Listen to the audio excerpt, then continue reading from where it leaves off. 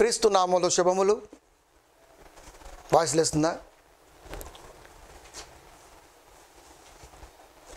Lockdown సమయంలో కాకుండా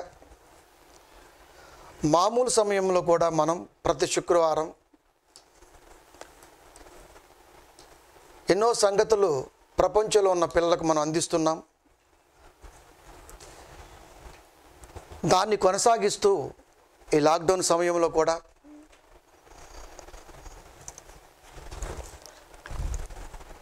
పిల్లల కొరకు ఒక అద్భుతమైన అంశాన్ని అందించడానికి నేను సిద్ధపడి ఉన్నాను.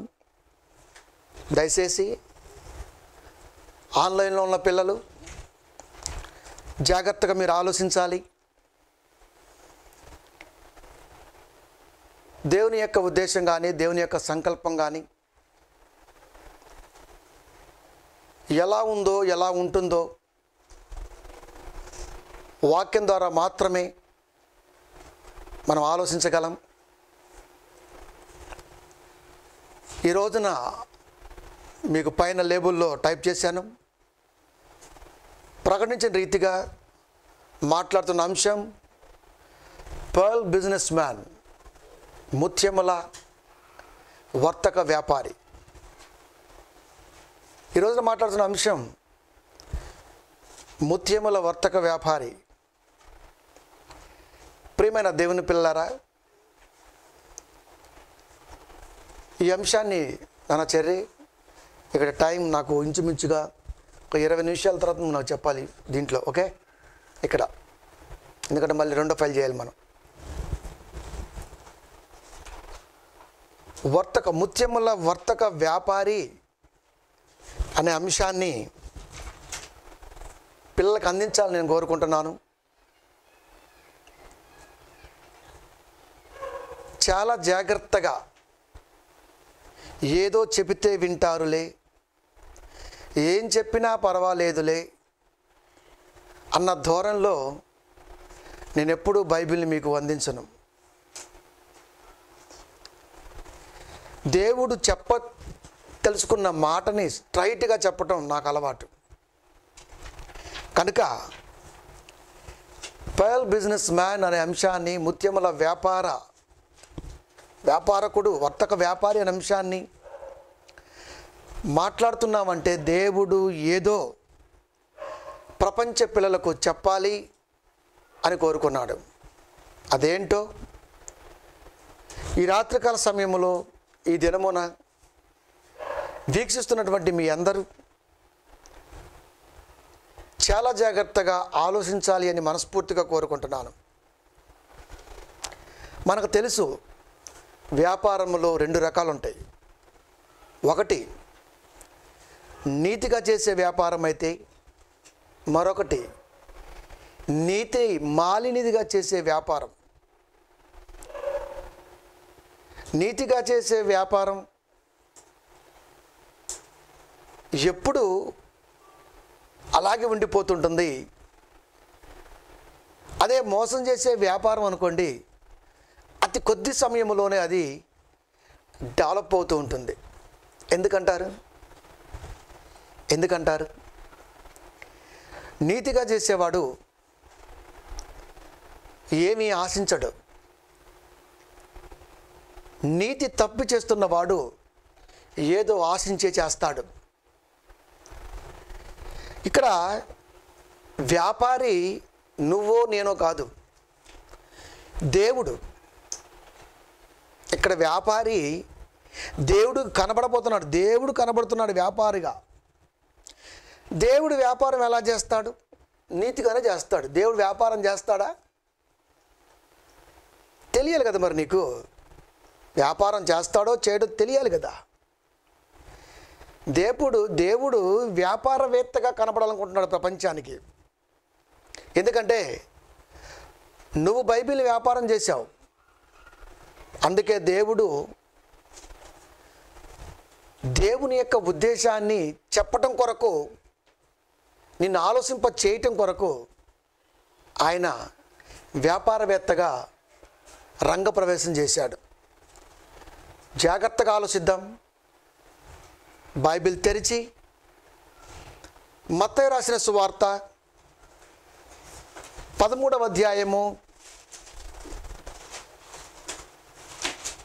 45, 46 వచనాలు చాలా క్షుణ్ణంగా స్పష్టంగా చదువుతూ ఉంటాను. మీరు జాగ్రత్తగా ఆలోచించండి. దయచేసి పిల్లలు, ఆన్లైన్లో ఉన్నటువంటి వారు మత్తయి రాసిన సువార్త 13వ అధ్యాయము 45, 46 వచనములు. అక్కడ ఏమనుందంటే, మరియు పరలోక రాజ్యము మంచి ముత్యములను కొన వెదుకుచున్న వర్తకుని పోలి ఉన్నది అన్నాడు ఆయన. పరలోక రాజ్యం ఎలా ఉన్నదో తెలుసా? మంచి ముత్యములను కొన వెతుకుచున్న వర్తకుని పోలి ఉన్నది. పరలోక రాజ్యము మంచి ముత్యములను కొన వెతుకుచున్న వర్తకుని పోలి ఉన్నది. పరలోక రాజ్యం ఎలా ఉన్నది? మంచి ముత్యాలు. ఇంతకు ముత్యాలు అంటే ఎవరు? మనమే. పేరు పెట్టుకుని సరిపోదు ముత్యం. అంటే చాలామంది ముత్యం పెట్టుకుంటాం, కానీ అది సత్ముత్యం, అది సత్యముత్యం కాదు. అది మంచి ముత్యాలు అంటే ముత్యాలని మాట్లాడచ్చు కదా దేవుడు. మరి మంచి ఎందుకు మాట్లాడిండు? మంచి ముత్యము అంటే మంచికి ఆపోజిట్ చెడు, పనికిరాంది, చెత్త, సత్తు తక్కువ. మంచి ముత్యములను అన్నాడు ఆయన. మంచి ముత్యములను అన్నాడు ఆయన. మంచి ముత్యాలను కొన వెతుకుచున్నటువంటి వర్తకుని పోలి ఉన్నది. అంటే దేవుడు ముత్యాలు కొంటామమ్మో, ముత్యాలు కొంటామని బయలుదేరాడు. ఏమండి? దేవుడు ముత్యాలు కొంటామని బయలుదేరాడు. ఇప్పుడు ముత్యాలు ఎక్కడ దొరుకుతాయి? ఎక్కడ దొరుకుతాయి ముత్యాలు? ఎక్కడ దొరుకుతాయి? దేవుడు ఇప్పుడు మనకనుకో ఎక్కడ పాత పేపర్లు కొంటాం అంటాం. ఎక్కడ దొరుకుతాయి? కొంపల్లో దొరుకుతాయి. మరి ముత్యాలు ఎక్కడ దొరుకుతాయి?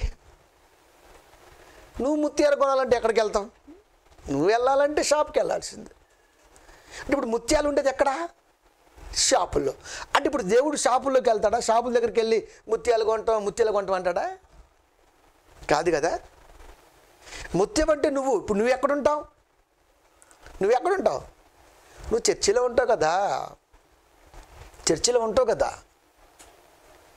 ఇప్పుడు దేవుడు తిరుగుతున్నాడు, ముత్యాలు కొంటామని. అంటే సంఘములో దేవుని మాటలతో కాపరి నిన్ను ముత్యముగా మలిచాడా అని చూడాలి. దేవుడికి దొరికే ముత్యాలు సంఘంలో దొరుకుతాయి, నీకు దొరికే ముత్యాలు షాపుల్లో దొరుకుతాయి. అది పోనీ ఇక్కడ ఆలోచిద్దాం, నీ ముత్యం కాడికే వద్దాం. ఇప్పుడు నువ్వు ముత్యం కొనాలనుకోండి, అడిగి పొద్దుపూట వెళ్తావు, 10ంటికి పోని 11 గంటలకు వెళ్తావు, అడిగిరిగేస్తావు, ఆ జెమ్స్కి ఈ జెమ్స్కి, ఆ జ్యువెలర్కి ఓ తిరిగేస్తావు, సాయంత్రకాలం కొనేస్తావు. మహా అయితే ఒక 5,000 అవుతుంది, పోని 10,000 అవుతుంది ముత్యాలు. కానీ అసలు ముత్యం విలువ ప్రపంచంలో ఎంతో తెలుసా? బంగారం కంటే రేట్ ఎక్కువ. $11.8 మిలియన్. ముత్యము విలువ $11.8 మిలియన్ల. అంటే ఇక ఎంతో చూడండి. మంచి ముత్యం కాస్ట్ అది. నువ్వు కొనే ముత్యం ఒక 5,000, 10,000 అంతే కదా, అంతకుమించి ఎక్కువ ఉండదు. ఇంకొకటి ఉంది, చాలా తక్కువ కాస్ట్, $250 కూడా దొరికింది బయట. దాన్ని పిచ్చి ముత్యం అంటారు, పనికిరాని ముత్యం.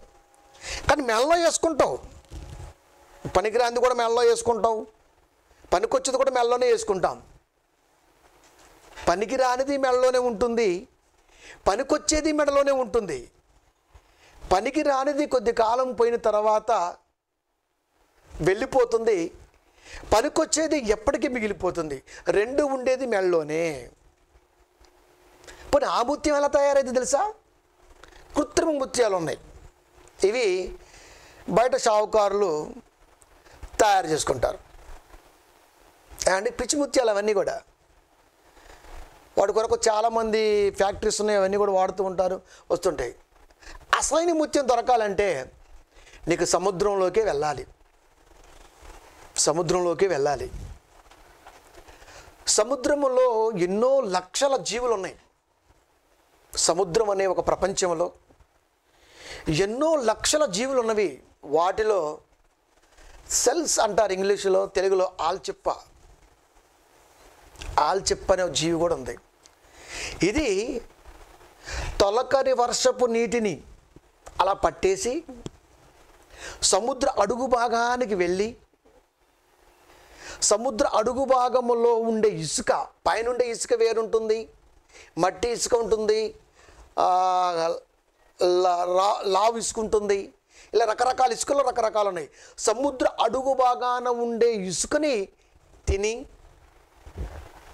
ఈ రెండింటిని ఇంచుమించుగా కొన్ని సంవత్సర కాలాలు, ఇంచుమించుగా ఒక 6 సంవత్సరాలు పడుతుందండి. మ్యాక్సిమంగా నెలలు కాదు, సంవత్సరాలే పడుతుంది. కొన్ని సంవత్సరాల కాలంలో తొలకరి వర్షపు నీటిని, సముద్ర అడుగు భాగాన ఉండే ఇసుకని తీసుకొని రెండింటిని బాగా మిక్స్ చేస్తే చేయంగా దాని లోపల తయారయ్యేదే ముత్యం. దాని కాస్ట్ $11.8 మిలియన్. అది సామాన్యులు, ధనవంతులు ధరించలేరు. Billionaires, millionaires ధరించగలరు. వాళ్ళకు మాత్రమే అందుబాటులో ఉంటుంది. ఎందుకంటే స్టేటస్ అది. నువ్వు వేసుకునే పిచ్చిది కూడా స్టేటస్సే. ఎందుకంటే చూపిస్తుంటావు అప్పుడప్పుడు. ఇది నీ స్టేటస్, అది వాడి స్టేటస్. ఇది ముత్యాలు. పిచ్చి ముత్యాలు రోడ్లు అమ్ముకునేవాడు దొరుకుతాడు, లేదా మనం కొద్ది కాస్ట్ పెట్టుకుందామంటే షాపులోకి మనం వెళ్తాం. కానీ అసలైన ముత్యం దగ్గరికి వెళ్ళాలంటే కనీసం ఆలోచన కూడా సరిపోదు మనకి. అంత హై కాస్ట్ ఉంటుంది అది. $11.8 మిలియన్ అంటే ఎన్ని కోట్లు? కోటాను కోట్ల రూపాయల ఖర్చు అది. ఇది ముత్యం యొక్క విధానం. ఇప్పుడు దేవుడు మంచి ముత్యాలు కొంటాం, మంచి ముత్యాలు కొంటామని తిరుగుతున్నాడు. అంటే ముత్యాలు తయారు చేసే ఫ్యాక్టరీ ప్రపంచంలో ఏదైనా ఉన్నది అంటే అది సంఘమే.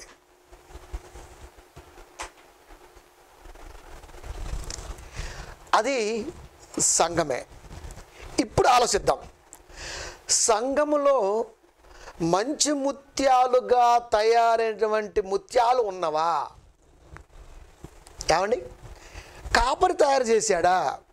లేదా కృత్రిమంగా కొద్ది కాలం ఏదో మెడలో వేసుకొని అలా పడేసే ఆ ముత్యంలాగా నిన్నేమైనా తయారు చేశాడా? నువ్వు ఆలోచించుకోవాలి. ఇప్పుడు నేను ముత్యాన్నా కాదా? నాకు ఎలా తెలుస్తుంది? ఏమండి? నేను ముత్యాన్నా కాదా ఎలా తెలుస్తుంది? వినే వాక్యాన్ని బట్టి, వినపడుతున్నటువంటి దేవుని మాటని ఆలకించే ఆసక్తిని బట్టి, నువ్వు దేవుడు కొరకు ఒక విలువైన ముత్యం, ఆ ఆల్చిప్ప ఎలాగైతే కష్టపడి కొన్ని సంవత్సరాలు వజనాడిని ప్రపంచానికి అందిస్తుందో అలాంటి కష్టం నువ్వేమైనా పడుతున్నావా? అండి? అంటే తయారు చేస్తున్నాడా నిన్ను? అలా కాపరి తయారు చేస్తున్నాడా? ఎందుకంటే ఆయన కొనటానికి వస్తున్నాడు. ఎందుకు? పరలోక రాజ్యములో నిన్ను చూడాలి. ఈయన కొనుక్కొని ఎక్కడ పెడతాడు? పరలోక రాజ్యంలో పెట్టుకుంటాడు. ఇప్పుడు మనకి ఎప్పుడో మనం చూడనటువంటివి ఎన్నో థింగ్స్, వస్తువులు ఎక్కడున్నాయి? మ్యూజియంలో ఉన్నవి. అంతే కదా మరి. అక్కడికి వెళ్తేనే ఇది పలానాయన వాడింది, ఇది పలానా రాజుల కాలంలో చూపించేది అని అక్కడ గైడ్ మనకి ఎక్స్ప్లెయిన్ ఇస్తుంటాడు. ఇప్పుడు నువ్వు మంచి ముత్యానివైతే దేవుడు వచ్చి కొనుక్కుంటాడు నిన్ను కొని పరలోక రాజ్యం ఒకవేళ మ్యూజియం అని కొంచెంసేపు అనుకుంటే అక్కడ పెడతాడు. అనేక మంది నిన్ను చూస్తారు, చూసే అవకాశం ఉంది. కనుక ప్రియమైన దేవుని పిల్లారా, నువ్వు వెళుతున్న సంఘములో నీకు అందుతున్న వాక్యం పరలోకములో నిన్ను ముత్యముగా నిలవబెట్టేంత గొప్పగా ఉన్నదా అండి? ఉన్నదా? మనం ఆలోచించాలంటే ఉన్నదా లేదా మనకు అర్థమైపోతుంటుంది. మంచి ముత్యాలు, మంచి చెడు లోకంలో ఎప్పుడు ఉంటుంది. ఇప్పుడు దేవుడు ఆ 13వ అధ్యాయం మత్తయి సువార్త 45-46 వచనాలను చూసుకుంటే, పరలోక రాజ్యము మంచి ముత్యములను కొన వెతుకుచున్న వర్తకుని పోలి ఉన్నది. అంటే పరలోక రాజ్యం చేర్చేది ఎవరయ్యా అంటే ప్రభు. ఇప్పుడు ఆయన ఎలా ఉన్నాడు? మంచి ముత్యాలు కొనే వ్యాపారిగా ఉన్నాడు. మరి ఇప్పుడు నువ్వు మంచి ముత్యానివేనా అండి? మంచి ముత్యానివేనా? మంచి ముత్యానివేనా? మనం ఆలోచించాలి. మంచి ముత్యం అయితేనే కొంటాడు ఆయన. కానీ మంచి ముత్యాలు ఏమీ లోకములో తయారు కాలేదు. ఒక ఆల్చిప్ అయినా కొన్ని సంవత్సరాల తర్వాత ముత్యాన్ని ప్రపంచానికి రిలీజ్ చేస్తుంది, డెలివరీ ఇస్తుంది. కానీ క్రొత్త నిబంధన కాలము నుండి నేటి లాక్డౌన్లో ఈ మే 1 వరకు ఆలోచిస్తే పరలోక స్థితిగతుల గురించి దేవుడు మాట్లాడుతుంటే ఒక్క ముత్యం కూడా పరలోకంలో లేదురా అన్నాడు. అన్నాడా? అన్నాడండి. మనకేమో నేర్పుతారు, నువ్వు జత్తే పరలోకమే, నువ్వు జత్తే పరలోకం, నువ్వు జత్తే పరలోకం. అసలు ముత్యమే లేదు అంటున్నాడు అక్కడ. అందుకే ఎప్పుడు ఒక మాట చెప్తూ ఉంటాను, పరలోకం ఇచ్చేది దేవుడు, నీ ఊహలతో వచ్చేది కాదు. నీకేదో వాక్యం వచ్చు అనుకుంటే వచ్చేది కాదు. దేవుడు వర్తక వ్యాపారిగా కనబడుతున్నప్పుడు ఆయన కొనుక్కుంటే నువ్వు పరలోకంలో కనపడతావు. కానీ ఎప్పటి నుంచి 2000 సంవత్సరాలు తిరుగుతున్నాడు. సంఘాలెమ్మడి తిరుగుతున్నాడు. పుట్టగొడుగుల్లో పుట్టుకొచ్చే కానీ ఎవడి మనసులో పరలోకం వెళ్ళాలి, వీడి మంచి ముత్యంగా మారాలి అనే వాక్యం చాలా తక్కువ సంఘాలు ప్రబోధింపబడుతుంది. ఈ పద్ధతి మారాలి. ప్రియమైన దేవుని పిల్లారా, చూస్తావా మాట? లేవు ముత్యాలు అంటున్నాడు పరలోకంలో. పోనీ చూడు, నీకు అన్ని డౌట్లే ఉంటాయి. ప్రకటన గ్రంథము 21వ అధ్యాయము 21వ వచనము. ప్రకటన గ్రంథము 21వ అధ్యాయము 21వ వచనము. దాని 12 గుమ్మములు 12 ముత్యములు పరలోక రాజ్య ప్రవేశానికి భూత భవిష్యత్తు వర్తమాన కాలాలలో రాయబడ్డ మాట గుర్తుపెట్టుకోవాలి. దాని 12 గుమ్మములు 12 ముత్యములు అని మాట్లాడుతూ, ఒక్కొక్క గుమ్మము ఒక్కొక్క ముత్యముతో కట్టబడి ఉన్నది. పరలోక రాజ్య ప్రవేశానికి 12 గుమ్మాలు. 12 గుమ్మాలు అనగానే మళ్ళా నువ్వు 12 గుమ్మాలు అనుకో మాకు, నీకు అర్థం కావడం కూడా చెప్తున్నాడు. 12 గుమ్మాలు, అది 12 గోత్రాలు. గుర్తుపెట్టుకోండి. 12 ముత్యములు, ఒక్కొక్క గుమ్మము ఒక్కొక్క ముత్యముతో కట్టబడి ఉన్నది. ఓకే, కట్టబడి ఉంది, అయిపోయింది. ఇప్పుడు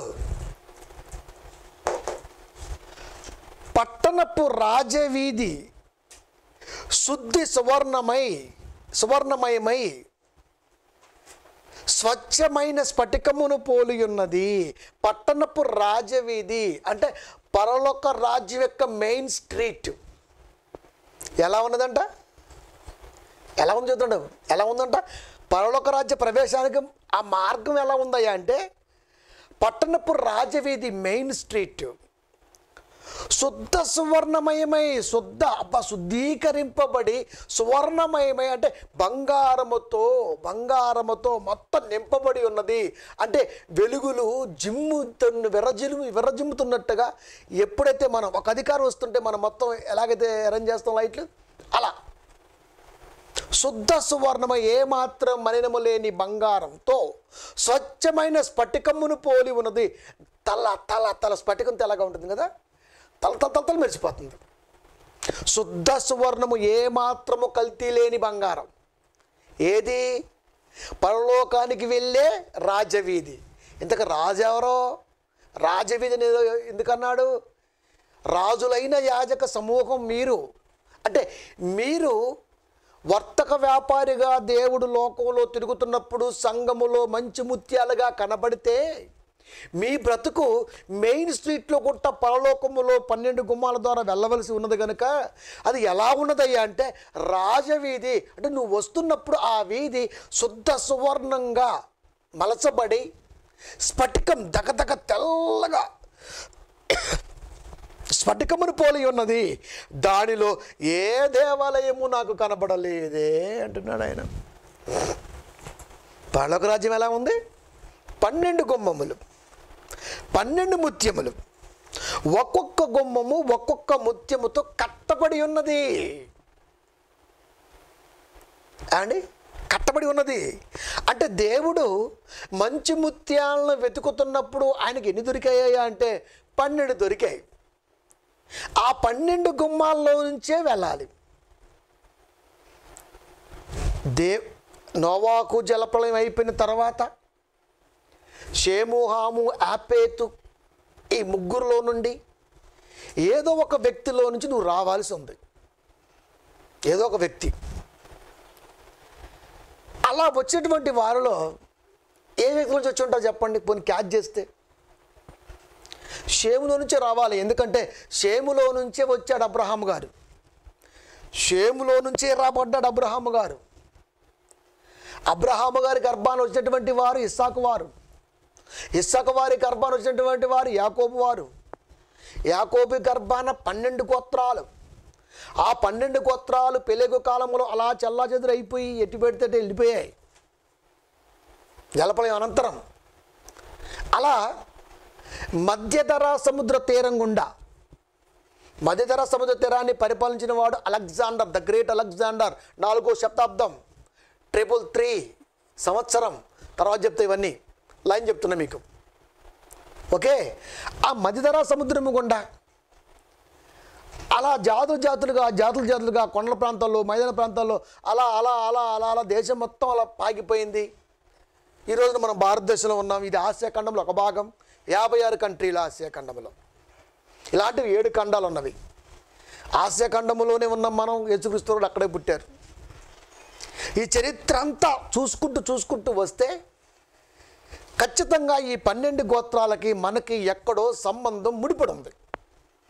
అందుకనే యావత్ ప్రపంచం అండి. అందుకనే ఆయన మాట్లాడుతున్నాడు 12 గుమ్మములు, 12 ముత్యములు, ఒక్కొక్క గుమ్మము ఒక్కొక్క ముత్యముతో కట్టబడి ఉన్నది. పరలోక రాజ్య గుమ్మాలు ఎలా ఉన్నాయి అంటే ముత్యాలతో కట్టబడి ఉన్నది. దాని లోపలికి వెళ్ళాలంటే ఈ 12 ఏదో గుమ్మం నుంచి వెళ్ళాలి లోపలికి. నువ్వు వెళ్ళడానికి ముందు ఎలా ఉన్నదంటే రాజవీధి, రాజుగారు నడవలసిన వీధి. అంటే తమరు మరి మంచి ముత్యాలైతే రాజు అవుతారు, లేకపోతే బూజు అవుతారు.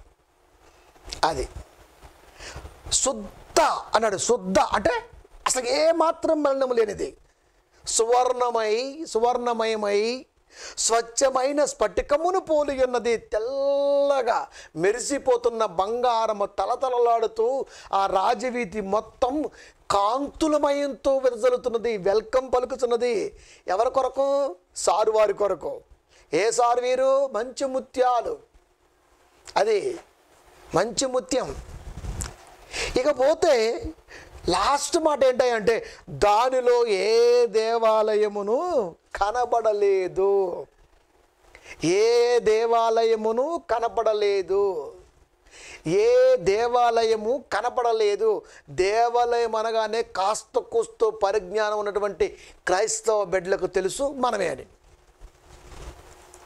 అంతే కదా, మరి మనమే ఏ దేవాలయం కనపడలా. నేను వారిలో నివసించి సంచరింతును. మనం దేవుని యొక్క ఆలయం. చూడమ్మా ఏడొచ్చింది. మనము దేవుని యొక్క ఆలయం. ఇప్పుడు ఆ రాజవీధిలో శుద్ధ సువర్ణమయమై స్వచ్ఛమైన స్ఫటికమును పోలి ఉన్నటువంటి ఆ రాజవీధి దాటి 12 గుమ్మాలు దాటి లోపలికి వెళ్ళవలసినటువంటి స్థితిలో ఇంతవరకు ఒక్కడు కూడా లేకపోయే. ఒక్కడ కూడా లేకపోయి ఏ దేవాలయం నాకు కనపడలేదు. ఇప్పుడు ఏ దేవాలయం కనపడలేదంటే కసరపైకి మళ్ళీ ఏ దేవాలయం కనపడలేదంటే ఎవరు వెళ్ళలా. మరి చాలా సంఘాలలో మరి మా అయ్యగారు చనిపోయాడు, పరలోకంలో ఉన్నాడు, మా అయ్యగారు చనిపోయాడు, పరదేశంలో ఉన్నారు, మా అయ్యగారు చనిపోయారు. ఎక్కడ ఇవన్నీ నీకు చెప్పాడా దేవుడు ఏమన్నా కొత్తగా? అప్పుడే పోవు కదా. కామన్ నాలెడ్జ్ అంటారు దాన్ని, కనీస జ్ఞానం. అప్పుడే పోడు మనిషి. మరి ఎలా వెళ్ళాడు పరలోకం? ఓ పెద్ద పేరున్న అయ్యగారు చచ్చిపోయి పరలోకంలో ఉన్నాడు. ఎవరు చెప్పాడు నీకు? ఆడు ఏ స్థితిలో ఉన్నాడో నన్ను అడుగు, నేను చెప్తా వాక్యాన్ని బట్టి. అంత ఈజీగా ఎవడు పోడు. అది కనుక ఇప్పుడు మన దేవుని పిల్లరా, దేవాలయం అనగా మనకు తెలుసు. ఇప్పుడు చెప్పాను, ఖచ్చితంగా మనమే మనిషే కదా దేవాలయం అంటే. ఎవరు కనపడలా అంటే ఇప్పుడు మంచి ముత్యాలు వెతుకుతున్నటువంటి వర్తకునికి మంచి ముత్యాలు అన్నవి కనబడుతున్నాయా అంటే కనబడట్లేదు. ఎందుకు కనబట్లా? ఆ మార్పు కానీ, ఆ నలిగే మనసు కానీ దేవుడికి చూపించుకోవలసినటువంటి అవసరత మనిషికి లేకుండా పోయింది. మార్పు లేదు, విరిగి నలిగిన మనసు లేదు, వాక్యం పట్ల ఆసక్తి లేదు, దేవుడు అంటే లెక్కలేదు, వాక్యం అంటే నమ్మకం అంతకంటే లేదు. అయినా దేవుళ్ళు ఎందుకున్నాం? పిచ్చి ముత్యాలు కదా మరి, కదండి. సముద్రం దొరికే ముత్యం కాస్ట్ $11.8 మిలియన్. రోడ్డు మీద దొరికేది 250. నువ్వు షాపులకి వెళ్ళి దొరికేది ఒక ₹1000 లోపు ఉంటుంది, 1000 ఉంటుంది. అసలు ముత్యం, ఒరిజినల్ ముత్యం, దాని దరిదాపులు కూడా వెళ్ళలేము. అంటే ఒక ముత్యం దరిదాపులుగా మనం వెళ్ళలేకపోయాము అంటే ఈ లోక సంబంధంగా ఓకే, దాని గురించి మనకు అంత అవసరం లేదు. కానీ దేవుడు కోరుకున్న విధానంలో ఆ రేంజ్ కాస్ట్ మనం చేయలేకపోయామంటే విలువ గలదై లేదేమో మన ప్రార్థన, విలువ కలిగి లేమేమో దేవుని దృష్టిలో. అంతేగా మరి ఏ దేవాలయము నాకు కనబడలేదు అన్నాడు ఆయన. ఎందుకు కనబడలా? దేవాలయం అంటే మనం ఎందుకు కనబడలా? మనలో అసలు ఇలాంటి క్వాలిఫికేషన్స్ లేవు. మనలో ఇలాంటి క్వాలిఫికేషన్స్ దేవుడికి కనబడలేదు. కనబడితే బాగుండేది కదా. ఎలాంటి క్వాలిఫికేషన్స్?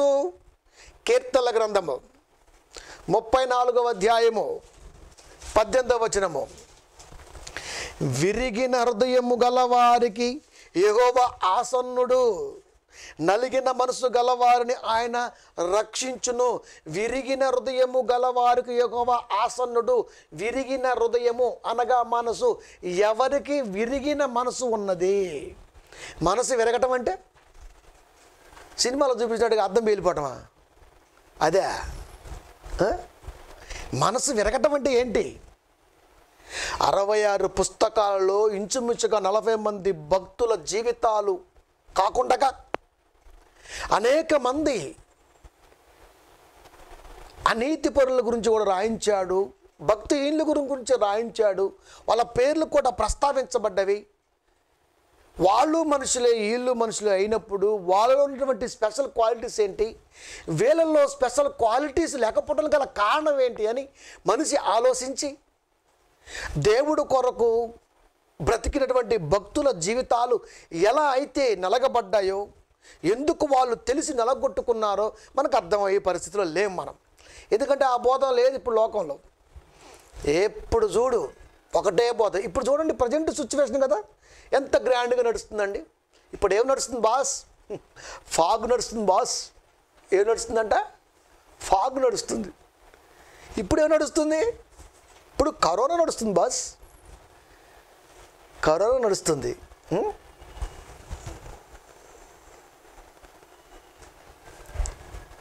ఇప్పుడు ప్రజెంట్ ట్రెండ్ కరోనా నడుస్తుంది. ఇప్పుడు ఇది ఎందుకు వచ్చిందో తెలీదు, ఏంటో తెలీదు. ఈ మధ్య మనం చూస్తున్నాం, ఎవరు ఇష్టానుసారంగా వాళ్ళు ప్రార్థన చేసేస్తున్నారు. ఆల్రెడీ పోయిన వారం చెప్పిన చాలా జాగ్రత్త బాబు అని. అయినా పట్టించుకోవా? పట్టించుకో. దేవుడు చెప్పిన దాన్ని ఆలోచించకుండగా, దేవుడు ఎందుకు రంగప్రవేశం చేశాడో తెలియకుండగా నువ్వు ప్రార్థన చేస్తున్నావంటే నువ్వు ఏ ముత్యానివి? కృత్రిమ ముత్యానివి. నీకు ఒక ఆల్చిప్ప కొన్ని సంవత్సరాల పాటు ఆ ఇసుకని, ఆ వాన చినుకుని లోపల తిప్పుకుంటూ నలిగిపోతూ ఎందుకంత కష్టపడుతుంది అంటే దానికోసం కాదు. అదేం చేసుకుంటుంది? నీ కొరకు నువ్వు సొంతం చేసుకుంటే నీ స్టేటస్ పెరుగుతుంది. నువ్వు సొంతం చేసుకుంటే నీ యొక్క గొప్పతనం ప్రపంచానికి తెలుస్తుంది. నువ్వెంత గొప్పడివో తెలియాలి అని అది నీ కొరకు కష్టపడింది. మరి నువ్వు ఎవరి కొరకు కష్టపడుతున్నావు? మనం ఎవరి కొరకు కష్టపడుతున్నావు? దేవుడి మాటలో రాయబడ్డ భావం. ఒక ఆయన అంటాడు, కాపర్ గారు అంటున్నారు, కరోనా ఎందుకు వచ్చిందో తెలియదండి అంటున్నాడు. తెలీదా? మరి ఏం చెప్తా? కరోనా అంటే తెగులు, కనీసం అదని తెలుసా? అదని తెలుసా? అది ఎందుకు వచ్చిందో తెలియదు అంటున్నాడు. తెలీదా? మరి తెలియనప్పుడు ఎలా చేస్తున్నాం ప్రార్థన? అది దేవుడు పంపించిండా లేకపోతే మరొకటా? ఎలా? ప్రపంచంలో ఏ తెగులైనా మళ్ళా చెప్తున్నాను, దేవుడి నుండే రావాలి. మనిషి అహంకార దృష్టి ఎప్పుడైతే దేవుడికి ఇబ్బందిగా మారుతుందో, కనబడుతుందో, అప్పుడు దేవుడు రంగప్రవేశం చేస్తాడు. మీకు చెప్పాను ఆల్రెడీ నిన్నగాక మొన్న కూడా. ఆమోసు గ్రంథము 8వ అధ్యాయము 1-2 అడుగుతారు అక్కడ ఆమోసు గారిని. ఏమని? దర్శన రీతిగా కనబడి ఆమోసుకి దర్శన రీతిగా చూపించాడు. వేసవి కాలపు పండ్ల గంప అన్నాడు. ఆమోసు గారు కూడా సేమ్ అదే అంటున్నారు. ఏం కనబడిందయ్యా అంటే వేసవి కాలపు పండ్ల గంప, నా జనులకు ఇశ్రాయేలీయులకు శ్రమ వచ్చి ఉన్నది. ఏమొచ్చింది? శ్రమ వచ్చింది. పండ్ల గంపలో ఏమున్నవి? పండ్లు ఉన్నవి. ఎలాంటి పండ్లు? పనికి మాలిన పండ్లు. అవి ఏం చేసాయో తెలుసా? భూలోకంలో అవి ఏం చేశాయి అంటే అవి చేసి మొత్తం రాశాడు. చర్చిలోకి వెళ్ళారు కానీ నా మనసు గుర్తెరకుండా పాటలు పాడారు. మీ పాటలు నా ఎదురు నుంచి తొలగింపజేశాడు. ఇంకేం చేశారు? చర్చిలోనే వ్యాపారం మొదలుపెట్టారు. పెళ్ళిళ్ళు అక్కడే, వేలం పాటలు అక్కడే, శవపెట్లు అక్కడే, మొత్తం మీ ఇష్టమే. అవి లేకుండా చేస్తా అన్నాడు. కావాలంటే మరలా స్పష్టంగా చదవండి. అది మరలా స్పష్టంగా చదవండి. 8వ అధ్యాయము 1-13 వరకు స్పష్టంగా చదవండి. నేటి కాలపు స్థితిగతులకు అద్దం పడుతుంది అక్కడ. ఓరకుండు అని దేవుడు అంటే నువ్వు ఆపుతావా? బయటికి వెళ్ళి ఆపుతావారా? నువ్వు ప్రార్థన చేసి ఆపేస్తాడంట. బాబోయ్, ప్రార్థన చేసి ఆపడం కాదు, ఇలాంటివి తెగులు రాకుండా, దేవుడి లోకానికి దిగకుండగా నీ వాక్యములో మంచి ముత్యాలు తయారు చేసే ప్రసంగాలు నువ్వు ప్రపంచానికి అందించాలి. సాక్షాత్తు దేవుడు దాన్ని స్వీకరించాలి, ఆయన వినాలి. మొదలు పెట్టాడు, తోక పట్టుకుంటాడు, కాటేసింది పోము. అంతే కదండి? చేయాల్సింది ఫస్ట్ అది చేయాలి. ఏ దేశ అధికారినైనా ఆలోచింపజేసే ప్రసంగాలు క్రైస్తవుడు చేయవలసింది పోయి తిండి కొరకు, బట్ట కొరకు, మరొకదాని కొరకు ప్రసంగాలు చేస్తుంటే ప్రభు దిక్క ఏం చేస్తాడు? మీరు ఆపుతారా? 38 రోజులు అయిపోయింది, ఇప్పటికీ ఆపారా? మరి ఎప్పుడు ఆగితే తెలుసా? వరల్డ్ హెల్త్ ఆర్గనైజేషన్ వారు చెప్పలేకపోతున్నారు. మీరేం చెప్తారు? మంచి సమయంలో ప్రసంగాలు చేయండి రా అంటే చేయరు, అన్ని పనికిమాలిన ప్రసంగాలు చేస్తారు. ఇప్పుడేమో ప్రభు కరోనాను పాలించాలి. అసలు కరోనా వచ్చింది ప్రభు వల్ల కాదు, నువ్వు ఒకడో. మీ ఇష్టమేనా అంతా? పనికిమాలిన చెత్త మీదంతా. మంచి ముత్యాలకి కనబట్ల దేవుడికి, అందుకే ఏమన్నా కొంటలా. మరి ఎలా వచ్చింది పరలోకం? పరలోకం వద్దా? వద్దయితే ఓకే. వద్దనే వాడి గురించి అక్కడ మాట్లాడట్లేదు, కావాలి అని పట్టున్నవాడి గురించి మాట్లాడుతున్నాం. వద్దన్న వాడి గురించి ఎవరు మాట్లాడతాడండి? అది డూప్లికేటు ముత్యం లాంటివాడు, అది విలువ తక్కువ ముత్యం కాడు. అందుకే దేవుడు విరిగిన హృదయము గలవారికి యెహోవా ఆసన్నుడు. విరిగిన హృదయం గలవారంటే ఇప్పుడు తెగ ప్రార్థన చేసేస్తాడు. తెగ ప్రార్థన. ఆ ప్రభు ఎవడైనా సరే ఎందుకు వచ్చింది ప్రభువా? మేము గట్టిగా వాక్యాలు చెప్పకపోటానా? సంఘములో మంచి ముత్యాలే తయారు చేసే పనుల్లో ఫెయిల్ అవ్వటానా? ప్రపంచ మేధావులు కూడా మా వాక్యము ద్వారా ఆలోచింపచేసి నీ మాట కట్ కరెక్ట్గా చెప్పకపోటానా? ఇలా ఆలోచించట్లేదు. ఎవడైనా ఆలోచిస్తాడండి ఇట్లా? అసలుకి ఆలోచించాలి ప్రియమైన దేవుని పిల్లారా. ఎందుకు ఆలోచించలేకపోతున్నారు? ప్రతోడు ఆయనలో రావటం, లుంగి కట్టేసుకోవటం, చిన్న బొచ్చు ఒకటి తీసుకోవటం, తప్పను కొట్టుకోవటం, తప్ప ఒత్తుకోవటం. ఇదేం ప్రార్థన రా? పనికి మాలి ప్రార్థన అది. ఇదేం ప్రార్థన? ఒక ఒబీడియంట్ ఉండాలి కదా, ఒక పద్ధతి ఉండాలి కదా. ఇప్పుడు నువ్వు లైవ్లోకి వచ్చి మాట్లాడుతున్నావు, నిన్ను చూసి ఎవడు మారుతాడు రా? ఎవడు మారుతాడు? ప్రియమైన దేవుని పిల్లరా, ప్రసంగాల్లో సత్తువ లేదు, పాటల్లో దేవుడికి ఇష్టమైనటువంటి లైనప్ లేదు. ఇలా మీ ఇష్టానుసారంగా చూస్తుంటే సంవత్సరాలుగా చూసి రంగప్రవేశం చేశాడు. ఇప్పుడు ఆపే మోగాడేవాడు? మీరు ఆపని చూద్దాం. మరి పనికిమాలిన చేయమాకండి.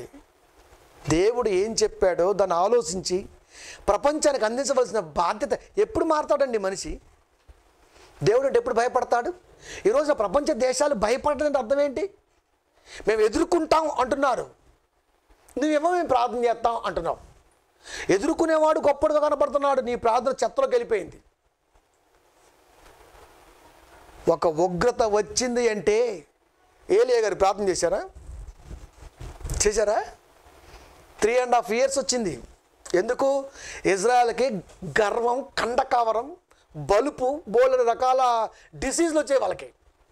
ఆధ్యాత్మిక డిసీజులు అంటారు వాటిని. ఏం చేశాడు? ఒక ప్రవక్త చూసి ఏం చేశాడు? ప్రార్థన చేశాడు.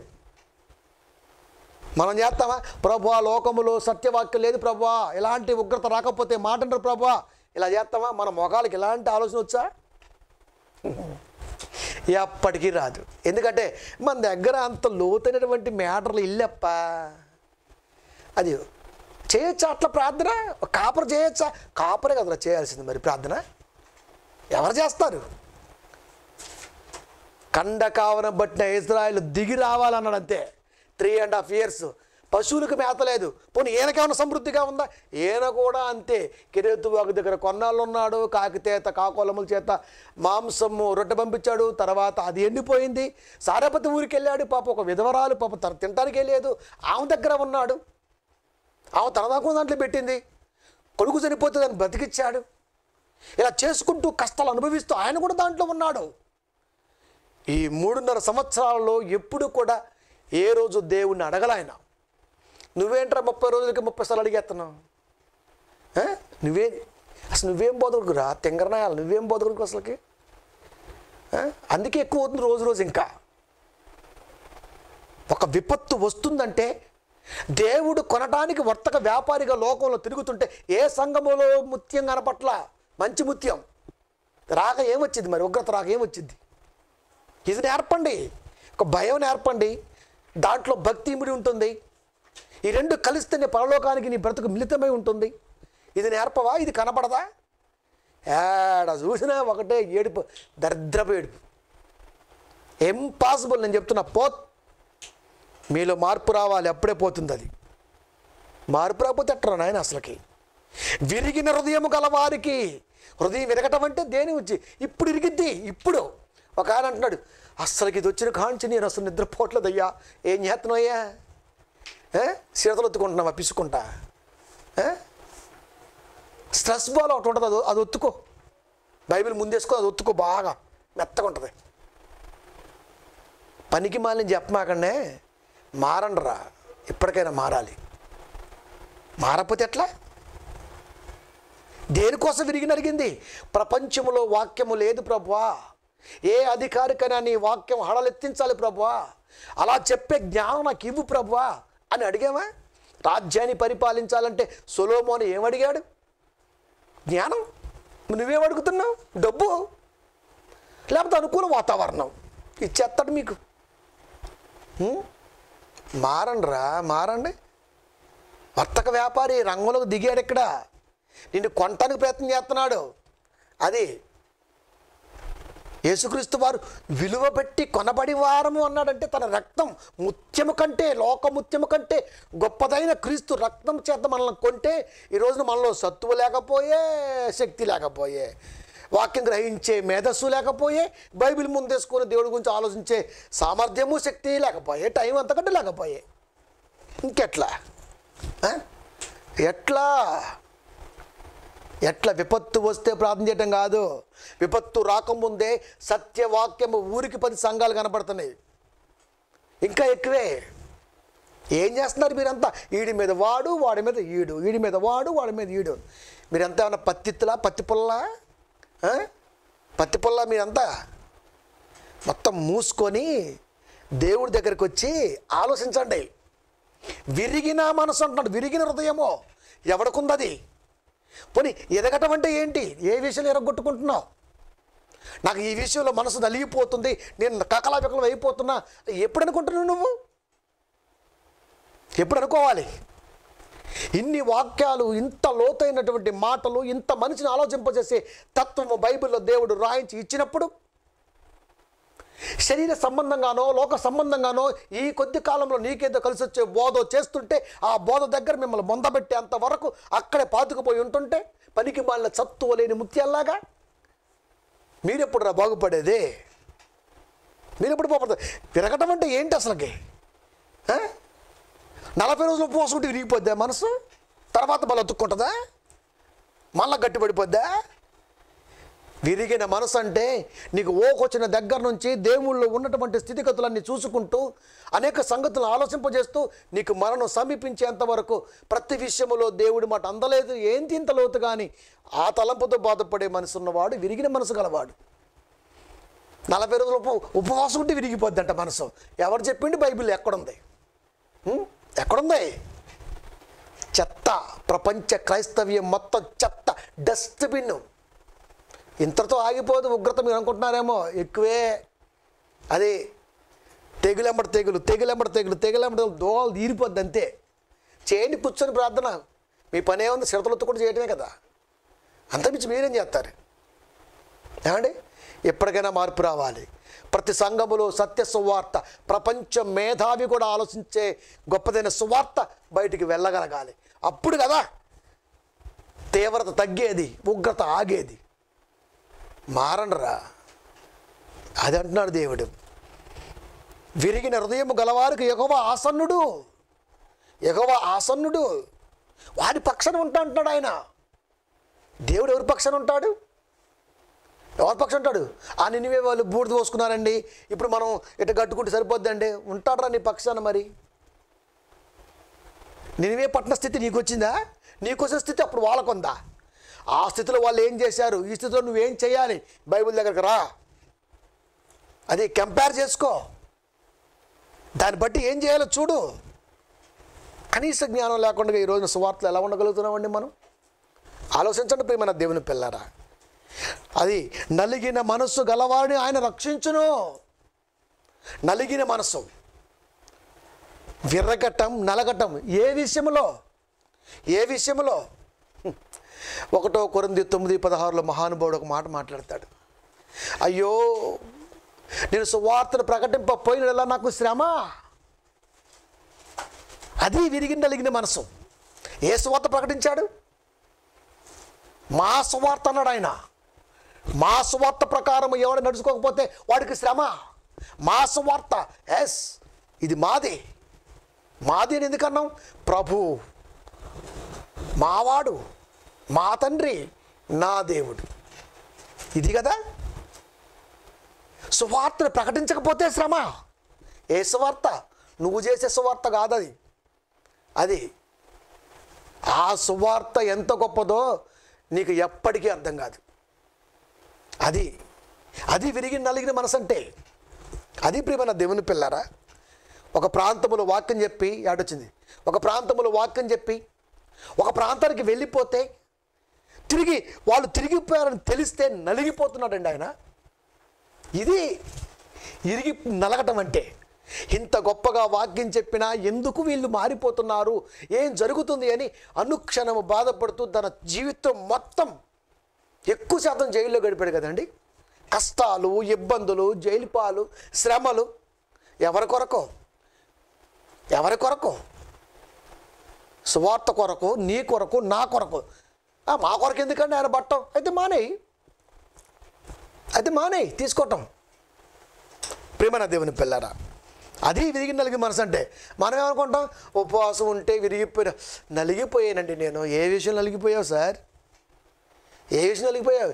నీకే తెలియాలి ఏ విషయం నలిగిపోయావు మరి. ఇంకా కనుక ప్రియమైన దేవుని పిల్లారా, విరిగిన హృదయము గల వారికి యెహోవా ఆసన్నుడు. ఎవడబడితే వాడికి కాదు. అందుకనే రాజవీధిలో 12 ముత్యాలతో 12 గుమ్మాలు కట్టబడి ఉంటే కనీసం ఒక్క దేవాలయం కూడా నాకు కనబడలేదు అంటున్నాడు. దేవాలయం అంటే నువ్వే. అక్కడ లేదంట. ఎందుకు? భూలోకములో విరిగిన మనసు లేకపోయే, నలిగిన మనసు మనిషి కనబడకపోయే. ఇంకేముంటాడండి అక్కడ? ఇంకేముంటాడు అండి? మంచి ముత్యం అమ్మే వర్తకునిగా దేవుడు మారిపోయాడు. ఆ కేక అండి వినే నాదుడేడి? మంచి ముత్యాలు కొంటాం అని దేవుడు వీధుల మధ్య తిరుగుతున్నాడు. ఏది ఆ కేక వినేవాడు ఎవడం? పాపం సొమ్మసిల్లిపోయాడండి. ఎవరు ఆరు తిరుగుతుంటారు చూసిన బిజినెస్ మ్యాన్ చాలామంది రోడ్లు అమ్మటే. వాళ్ళు చెట్టు కింద కూర్చొని టవల్ తీసుకుని ఎట్లా అనుకుంటుంటారు. ఏంటండి ఎవరు వేయలేదా? ఎవరు వేయలేదండి. ఎవరు అమ్మలేదండి. వేస్ట్ పేపర్స్ ఇంట్లో ఉంటాయి కదా, చెత్త పేపర్లు కొంటాం అంటుంటారు. చాలాసార్లు చూస్తుంటారు, చెట్ల కింద చూసుకుంటూ ఉంటారు. వెనకాల పాప ఎంత మూట ఉంటుంది. అంటే ఎన్ని ఇల్లులు ఉన్నాయి, ఎందుకు వేయలా? దేవుడు కూడా మధ్య ముత్యాలు వెతికి కనబడకపోతే సొలసిపోయిందని రాయబడింది బైబిల్లో. నీకేం తెలుసు ఆయన బాధ గురించి? నీ బాధ చెప్పడమే సరిపోద్ది, కానీ ఆయన బాధ ఏంటో ఎప్పుడు తెలుసుకుంటాం? నీది ఒక బాధ అన్నారు. అరే మా భూమి మీద మనిషితో ఒక బాధ అని అంటారా? మనిషి అన్నవాడు ఖచ్చితంగా భూమి మీద ఆలోచించాలి. ఒరే మనదే ఒక బాధ అన్నారా? మనది ఒక బాధేనా? భూమి మీద కొద్ది కాలం ఉండిపోయే ఈ శరీరములో కలిగే బాధ కూడా ఒక బాధేనండి. అసలుకి బాగా ఆలోచిద్దాం. మన బాధ ఏ పాటి చెప్పండి? ఒక గంట ఉంటే ఒక గంటలో వెళ్ళిపోతుంది. అంత బాధే మనకి. కానీ దేవుడి బాధ ఏంటో తెలుసా? ఆత్మ ఆయనది కదా, మరి అది శరీరములో ఉంది కదా. ఇది వెళ్ళిపోతే నా దగ్గరకు రావాలి కదా. ఇది రాకపోతే నాలో నుంచి వెళ్ళినటువంటి ఆత్మ నాలోకి రాకపోతే లోపము నాలో ఉన్నదా, వినేవాడిలో ఉన్నదా, చెప్పేవాడిలో ఉన్నదా, వినని వీడిలో ఉన్నదా, చెప్పని వాడిలో ఉన్నదా అని నలిగిపోయి సొమ్మసిల్లిపోయిన దేవుణ్ణి ఏ రోజు చూసామండి మనం? ఇవన్నీ నాకే కనపడతాయి, ఏం కూడా అర్థం కాదు, నాకే కనపడతాయి అనుకుంటాండి ఇవన్నీ అనే బాధ నాకే అర్థమైద్దాం. ఎప్పుడు చూడు దరిద్రం ఆ మోకాలు దండేస్తాడు, ఇది చెప్తాడు నీ బాధ. ఒరే ఇది మారాలరా, ఇది మారాల. నీ బాధ చెప్పుకో, నీ బాధ ఏంటని అడుగు. ఈ రోజు నుంచి దేవుడి బాధ ఏంటని ప్రపంచ క్రైస్తవ్యం అడగాలి. ఈ దరిద్రం ఒకటి తగలడిందండి బాగా మోకరించడం, అద్దీసే ఇద్దీసే. తీసేపోతే నమ్మవా? నమ్మర్రా మీరు? నమ్మరండి? ఎవరు నేర్పుతున్నాడు రా మీకు అసలు బైబిల్ని? నేను నిజంగా చెప్తాను, నేను అడగనండి, మీరు నమ్మాలి. ఏ రోజు నేను ఏ బాధ గురించి దేవుడి దగ్గర పెట్టను. అది నాకు అంత అవసరం లేదు. ఆయన బాధలో నేను ఉంటే నా బాధ ఆయన తీర్చుకుంటాడు. నా బాధ చెబితే మరి ఆయన బాధ ఎవరు తీరుతాడు? 760 కోట్ల జనాభా ప్రపంచంలో రోజుకి కొన్ని వందల మంది పుట్టేస్తున్నారు. తెగ ప్రొడక్షన్ జరిగిపోతుంది. కానీ ఒక్కడ ఉపయోగపడేవాళ్ళు లేడు దేవుడి కొరకు. మన బాధ చెప్పటమే, కరోనా తీసేయడరా. ఏం చేస్తారు? తీయడంతే 2 ఏళ్ళు ఉంటుందిరా, సస్తారు చాలామంది. ఏం చేస్తారు మీరని చెప్పండి? ఏం చేస్తారు? తీయడో ఏం చేస్తారు? నిజమే చెప్తున్నా, తీయడం. అది మీరు ఇలాంటి ప్రార్థనలు ఆపితే తిస్తాడు. ప్రియమైన దేవుని పిల్లారా, దేవుడి బాధ ఎవడో తెలియదు, దేవుడి ఉద్దేశం ఎవడికి తెలియదు. చర్చి అంటే సమాధుల తోట, ఆడ పోవడం చచ్చిపోతాం, మనం పోవడంతో చచ్చిపోతాం అంతే. ప్రియమైన దేవుని పిల్లారా, సొమ్మసిల్లిపోయింది మీ కొరకు. అరిసి కేకేస్తున్నాడు కదా. మంచి ముత్యాలు కొనే వర్తక వ్యాపారిగా ఉన్నాడు కదా. కేక వేసి ఎవడు వినపడకో రాకపోతే, కానీ కంటికి కనపడకపోతే సొమ్మసిల్లిపోయినట్టుగా బైబిల్లో రాయబడింది. కళ్ళు దొబ్బా కనపట్లేదా? కనపడవా మీకు? కీర్తన గ్రంథము 38వ అధ్యాయము 8వ వచనము.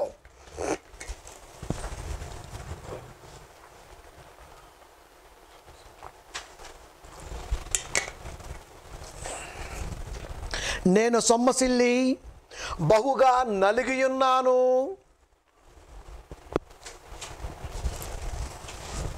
ఇక్కడ ఒక మాట దాచింది కదా, అది చూద్దాం మరోసారి. కీర్తన గ్రంథము 34వ అధ్యాయము 18వ వచనము. విరిగిన హృదయము గల వారికి యెహోవా ఆసన్నుడు, నలిగిన మనసు గలవారిని ఆయన రక్షించును. నలిగిన మనసు గలవారిని ఆయన రక్షించును. నలిగిన మనసు ఎవరికుంది? రక్షించును అన్నాడు. ఎవడికి లేదు, ఆయనకి ఉన్నట్టుగా కనపడుతుంది అక్కడ. ఇప్పుడు 38:8 కీర్తన. నేను సొమ్మసిల్లి బహుగా నలిగి ఉన్నాను. నలిగిపోవాల్సింది ఎవడు? చర్చిలో సంఘ సభ్యుడు. నలిగిపోయింది ఎవరు? నిన్ను కన్న దేవుడు. అంటే నీ పట్ల దేవుడికి ఎప్పుడు ఇబ్బంది. నిన్ను కన్నది అందుకేనా? మనిషిని కావాలి అనుకున్న దేవుడు అందుకేనా? ఎందుకు కన్నాడు దేవుడు? ఇవన్నీ లెక్కలోకి వస్తాయి. ఎందుకంటే నీకు చెప్పాడు, శుద్ధ సువర్ణమై స్వచ్ఛమైన స్ఫటికమును పోలి ఉన్నది రాజవీధి. తమరు వస్తున్నారని అంత గొప్ప తయారు చేశాడు. తయారు చేసి 12 గుమ్మాలని 12 ముత్యాలుగా నిలబెట్టి నీ కొరకు పరలోకాన్ని వదిలి ప్రపంచంలో ఉన్నటువంటి అన్ని సంఘాలలో దేవుడు తిరుగుతూ ముత్యాలు కొంట అరుస్తుంటే ఒక్కడైనా ఆయన మాట వినేవాడు లేడంటే మీరు నమ్మండి. మీరంతా ఎవరు ఫాలోవర్స్? మీ కాపర్ ఫాలోవర్స్ కదా. ఒకడు అంటాడు, మొన్న చెప్పినట్టుగా లోకంలో ఎవడూ చెప్పడు వాక్యం. ఒరే, నీ అన్నకి నీతి లేదు, నిజాయితీ లేదు. నీ అన్నకి నమ్మిన వారి కొరకు నిలబట్టడం కూడా చేత కాదు. నీ అన్న ఒక ఎదవ. అది తెలియదురా మీకు? అది తెలుసా అండి? ఎవడిస్తాను సరంగా వాడు పెట్టేసుకుంటూ ఉంటాడా? ప్రియమైన దేవుని పిల్లారా, ఎవరికి ఉండాలి నలిగిన మనసు? ఎవరికి ఉండాలి నలిగిన మనసు? ఎవరికి ఉండాలి? ఎవరికి ఉండాలి నలిగిన మనసు? మనకు ఉండాలి. కానీ ఆయన నలిగిపోయాడు ఏంటి? ఆయన నలుగుతున్నాడు ఎందుకు? నేను సొమ్మసిల్లి బహుగా నలిగి ఉన్నాను. సొమ్మసిల్లి నలిగిపోయాడంటండి ఆయన. కేక ఏసి దాహం అయ్యి సొమ్మసిల్లి నలిగిపోతున్నాడు. ఇన్ని సంఘాలు కంటికి కనబడ్డాయే, ఒక్కడ కూడా మంచి ముత్యంగా లేడే, కొనుక్కుందామంటే అని దేవుడు బాధపడుతున్నాడు. అంతే కదా అర్థం? నా మనోవేదనను బట్టి కేకలు వేయుచున్నాను. బాబాయ్ అరుస్తున్నాడంట, కేకలు వేస్తున్నాడంట. కేకలు వేస్తున్నా మనోవేదనను బట్టి కేకలేస్తున్నాడు. సొమ్మసిల్లి పడిపోయి ఉన్నాడు, నలిగి ఉన్నాడు, కేకలేస్తున్నాడు. మనోవేదన ఎందుకు చెప్పాను కదా. తనలో నుంచి ఒక భాగంగా ఆత్మ విడిపోయి ఈ శరీరాన్ని ధరించుకొని కొద్ది కాలం ఈ లోకములో ఉండటానికి వచ్చావు. ఇది సత్యం. దీన్ని వదిలి వెళ్ళిపోవాలి. ఇది ఎవ్వడికి పనికిరాదు, డిస్కంపోజ్ అవుతుంది.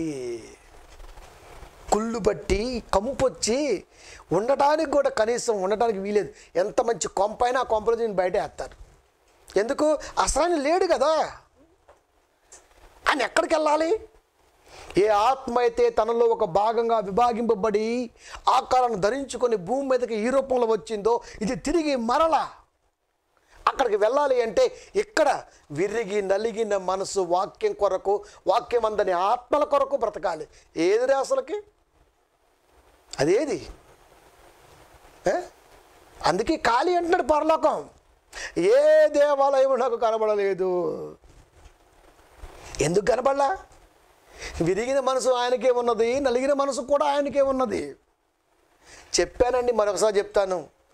ఆ ప్రారంభ శతాబ్ద కాలంలో క్రీస్తు కొరకు కష్టపడి నలిగి రంపలతో కోయబడి ఆత్మల కొరకు మరణించిన వారే తప్ప ఈ 2000 సంవత్సర కాలములో ఏ మహానుభావుడికి దక్కదు పరలోకం. నిజం. ఎందుకంటే నలిగిన మనసు కనబడలేదా? విరిగిన మనసు లేకపోయే, ఆత్మల కొరకు ఆరాటం లేకపోయే, రివర్స్లో నువ్వు కనబడుతుండవా? ఎట్లా ఇస్తాడండి పరలోకాన్ని? ఎలా ఇస్తాడు దేవుడు? బాప్తీసం తీసుకుంటే పరలోకం వచ్చేది, బాప్తీసం తీసుకుంటే పరలోకం రాదు కదా, పరలోకం చూడటానికి కూడా అవకాశం కల్పించడం అన్నాడు. అది ఇవి నేర్పమా? ఇవి అందించమా? ఇవి నేర్పమండి మనం? నేర్పం. నేను సొమ్మసిల్లి బహుగా నలిగి ఉన్నాను, నా మనోవేదన బట్టి కేకలు వేయుచున్నాను. ఆయనకెందుకండి నువ్వు వస్తే ఎంత, పరలోకం రాకపోతే ఎంత? ఆయనకెందుకు? తనలో నుండి వచ్చావు కదా, బాధ ఉంటుందిలేండి ఆయన, ఎందుకంటే ఆయన దేవుడు కదా, మరి ఆయనకు బాధ ఉంటుంది. నువ్వు దెయ్యాని కదా, నీకేం బాధ ఉండదు. అది బాధ ఎవరికి ఉంటుంది? దేవుడికే ఉంటుంది. నీకెందుకు ఉంటుంది బాధ? కీర్తన గ్రంథము 51వ అధ్యాయము. ఎవరు ముత్యంగా కనబడతారో తెలుసా? ముత్యంగా దేవుడికి ఎవరు కనబడతాడో చెబుతున్నాడు దేవుడే. నా కంటికి ముత్యంగా ఎవరు కనపడతారు? కేకలు వేస్తున్నాడు, అరుస్తున్నాడు, సొమ్మసిల్లి పడిపోతున్నాడు, మనోవేదనతో నలిగిపోతున్నాడు, కేకలు వేస్తున్నాడు, ముత్యాలు కొంటానని. ఎవరు కనపడతారు తెలుసా దేవుడికి ముత్యంగా? 51:17 కీర్తన. విరిగిన మనస్సే దేవునికి ఇష్టమైన బలులు. ఇరిగిన మనసే దేవునికి ఇష్టమైన బలులు. అబ్బా, ఈ ముత్యం కనబడింది, ఇది నా కొరకు బలైపోద్ది. ఇష్టమైన బలులు దేవుడికి. ఒక ముత్యం కనపడుతుంది, అబ్బా ఇది నా కొరకు బలైపోద్ది. పౌలు కనపడ్డాడు, ఆహా అన్నయ్య గమనీయులు పాదాల దగ్గర ధర్మశాస్త్రం ఇవి చూడమాకయ్యా, మంచి ముత్యం, నా కొరకు బలైపోతాడు, కావాలంటే నువ్వు చూడు. అంతే. పట్టకొచ్చాడు, అన్నయ్యతో ప్రార్థన చేయించాడు, శిష్యులకు జాయిన్ చేయించాడు. అక్కడి నుంచి ఇంకా తన గురించి లోతుగా తెలుసుకోవడం కొరకు ఒక కుటుంబాన్ని ఇచ్చాడు, అకుల ప్రిస్కిల్ల కుటుంబాన్ని. వారు సూపర్గా నేర్పారు. ఆ తర్వాత ఆయన వెనక తిరిగి చూసుకోకుండా మేధావులు సైతం ఆలోచింపజేస్తూ ప్రయాణం సాగించాడు, ప్రభువులో తనువు సాధించాడు. తెలుసా? అది చూశాడు. నా కొరకు బలైపోతాడయ్యా, నా కొరకు బలైపోతాడు. అది జబదయి కుమారులు యాకోబు, యోహానులు నా కొరకు బలైపోతారు. స్టెఫెన్ నా కొరకు బలైపోతాడు. 12 మంది బలం పుంజుకుంటారు, ప్రభువాక్యాన్ని వ్యాపింపజేస్తారు, నా కొరకు హతసాక్షులుగా మిగిలిపోతారు, బలైపోతారు. మనం కనపడ్డామా? విరిగిన మనస్సే దేవునికి ఇష్టమైన బలులు. విరిగిన మనస్సు. వాక్యం అందాలి, వాక్యం చెప్పాలి, వాక్య వాస్తవాన్ని చెప్పాలి అని ఆనాడున్నటువంటి ఆ ధర్మశాస్త్ర బోధ కాకుండా మరొక బోధ లోకంలో ఉన్నది. అదే భిన్నమైన బోధ. ధర్మశాస్త్రం కంటికి కన్ను, పంటికి పన్ను. భిన్నమైనది మాయాబోధ, శరీర సంబంధమైన బోధ. ఇన్ని బోధల మధ్య దేవుడు నమ్ముకున్న ముత్యాలు బలులైపోయాయి. విరిగిన మనస్సే అన్నాడు ఆయన. నీకుందా దేవుడి కొరకు బలైపోయే మనసు? దేవుణ్ణే ఇంకా బలి చేస్తుంటాం మనం. అది దేవుణ్ణి ఇంకా ప్రార్థనతో బలి చేస్తాం, ప్రసంగాల్లో బలి చేస్తాం, పాటల్లో బలి చేస్తాం, ఆలోచనలో బలి చేస్తాం, బ్రతుకులో బలి చేస్తాం. అసలు మనం బ్రతికే దేవుణ్ణి బలి చేయడం కొరకు అన్నట్టుగా బతుకుతాం. ఇది నాటి నుంచి నేటి క్రైస్తవ యొక్క ఉద్దేశం. మారాలి కదండి. విరిగిన మనస్సే దేవునికి ఇష్టమైన బలులు. దేవా, విరిగి నలిగిన హృదయము నీవు అలక్ష్యము చేయవు. విరిగి నలిగిన మనస్సు నువ్వు అలక్ష్యము చేయవు. నలిగినటువంటి హృదయాన్ని నువ్వు అలక్ష్యము చేయవు. లక్ష్య పెడతావు. వీడు ఖచ్చితంగా నా కొరకు బలవుతాడు. ఒక సంఘములో దేవుడు కొరకు బ్రతికేవాడు ఒక్కడున్నా ఈ రోజున యావత్ ప్రపంచములో దేవుడు అంటే గొప్పగా ఈ రోజున భయం కలిగేదండి. అంటే దీని అర్థం ఏంటి? సంఘాల్లో అలాంటి వారు లేరురా. ఎలాంటి వారు ఉన్నారు? ఫ్రీ కదండి, పుక్కట్ అంటారు చూసినా, పుక్కట్ కొత్తే ఎంట్రీని తాగుతుంటారు, పినాయిలను తాగుతుంటారు చూసినా, ఆ టైప్ ఉన్నారు. పుక్కటికి వస్తే ఏం చేస్తాం మనం? దాచేసుకుంటాం కదా. Free, all free. ప్రార్థన ఫ్రీయే కదా. వాక్యం చెప్పే కాపరి ప్రసంగానికి 100 రూపాయలు కానుకేయాలరా అన్నాడు అనుకోండి. ఆన్లైన్ రోజు ఎంతమంది చెప్తారా? రోజు ఎత్తారా కానుక? పాస్టర్లు చెప్తే ఎత్తారా? రోజుకు నేను 3 సర్వీసులు చేస్తా, 30 సర్వీసులు చేస్తా, వేస్తారా? వేస్తారా అండి? ప్రియమైన దేవుని పిల్లారా, ఫ్రీ కదా మరి. ప్రసంగం ఫ్రీయేనా? కదా, ఇన్స్ట్రక్షన్స్ ఏమి లేవు మనకి. ముందు మనకు పెట్టాలి ఇన్స్ట్రక్షన్స్ దేవుడు, అప్పుడు కానీ చక్కగా మాట వింటాం. ప్రభువా అని పిలిచిన ప్రతిసారి 10 రూపాయలు కానుక. ఒకడు చెప్తాడు బైబిల్లో ఇన్ని 100 సార్లు ప్రభువా ఉన్నది, ఇన్ని 100 సార్లు ఆశ్చర్యకరుడు ఉన్నది, లెక్కేసుకుంటాడు. లెక్కలు బాగా ముదురులీళ్ళు. కరుణించి ఉన్న పదం ఎన్నిసార్లు ఉన్నది, వీడి పదం వీడి పని ఏంటి తెలుసు కదా మనకి. ఏం పని లేదు, ఇప్పుడు జుట్టు బాగా పెరిగింది, ఏం చేస్తాం మరి, కట్ చేసుకుంటాడు అంతేగా. కరుణించుము ఎక్కడుందో ఆది కాండం మొదలు పెట్టుకొని కరుణించుము 1 కరుణించుము గీతలు ఎత్తుంటాయి ఇక్కడ, మొత్తం ఎప్పుడైనా లెక్కేసుకుంటాడు. ఇక 7 నుంచి 7కి ఒక వారం 10 రోజులు పట్టిద్ది. చదివేది ఏముంది, కరుణించుము కంటికి కనపడి గీతకి ఎత్తుంటాడు, గీతలు లెక్కేసుకుంటాడు. బైబిల్లో మొత్తం కరుణించుము 170 సార్లు ఉంది అంటాడు. ప్రతి పదానికి 10 రూపాయలు కానుకంటే చచ్చిపోతారండి. ప్రసంగం చేయడు ఇంకా చేస్తాడండి, ఆల్ ఫ్రీ. క్రీస్తు అందుకండి లోకానికి వచ్చింది. ఇయ్య లెక్కేసుకునేది. ఈ లెక్కలు ఎక్కువైపోయినాయి ఈ మధ్య, నేను బాగా చూస్తుంటా. ఇవే లెక్కలరా, ఆయన లెక్కల మాస్టర్ అన్నాడు. ఆయన లెక్కల మాస్టర్ దగ్గర లెక్కలు చెప్తావా నువ్వు మాస్టర్ కాడికి వెళ్ళి లెక్కలు చెప్తాడండి. మాస్టరే మాస్టరు, ఇంకా నీ లెక్కలే లెక్క. ఆయన లెక్క నీ బ్రతుకు దినాల లెక్క, నీ లెక్క ఆయన రాయించినటువంటి కేవలం మాటల లెక్క. ఈ లెక్క ముఖ్యమా, బ్రతుకు దినాల లెక్క ముఖ్యమా? ఒక రోజు గడిచిందంటే ఆ గడిచినటువంటి దినాలలో తలంపులు కానీ ఆలోచనలు కానీ దేవుని యొక్క ఉద్దేశాలు కానీ నలిగిన మనసును చూస్తున్నాడు, విరిగిన తత్వాన్ని చూస్తున్నాడు, దేవుడి కొరకు ఆలోచిస్తున్నటువంటి ఆ మనస్సు బాధను చూస్తున్నాడు. ఈ బాధలు ఏమీ లేవు మనకి. అనుభవిస్తే చెప్పాలి, లేకపోతే చెప్పకూడదు. అనుభవిస్తే చెప్పాలి, లేకపోతే చెప్పకూడదు. కనుక ఇప్పుడు మన దేవుని పిల్లారా, క్రీస్తు విలువైన ఒక ముత్యం చూద్దామా? చూడాలి ఇప్పుడు. యెషయా గ్రంథము 53వ అధ్యాయము 10-11 వచనాలు. అతన్ని నలగగొట్టుటకు యెహోవాకు ఇష్టమాయెను, ఆయన అతనికి వ్యాధిని కలగజేసెను. అతడు తన్ను తానే పరిహారార్థ బలి చేయగా అతని సంతానము చూచును. అతడు దీర్ఘాయుష్మంతుడగును, యెహోవా ఉద్దేశము అతని వలన సఫలమగును. అతడు తనకు కలిగినటువంటి వేదన చూసి తృప్తి నొందును. నీతిమంతుడు నా సేవకుడు జనుల దోషములను భరించి తనకున్నటువంటి అనుభవ జ్ఞానము చేత అనేక నిర్దోషులుగాను చేయును. ఏమర్థమైంది? ఇప్పుడు ఎక్స్ప్లెయిన్ చేద్దాం.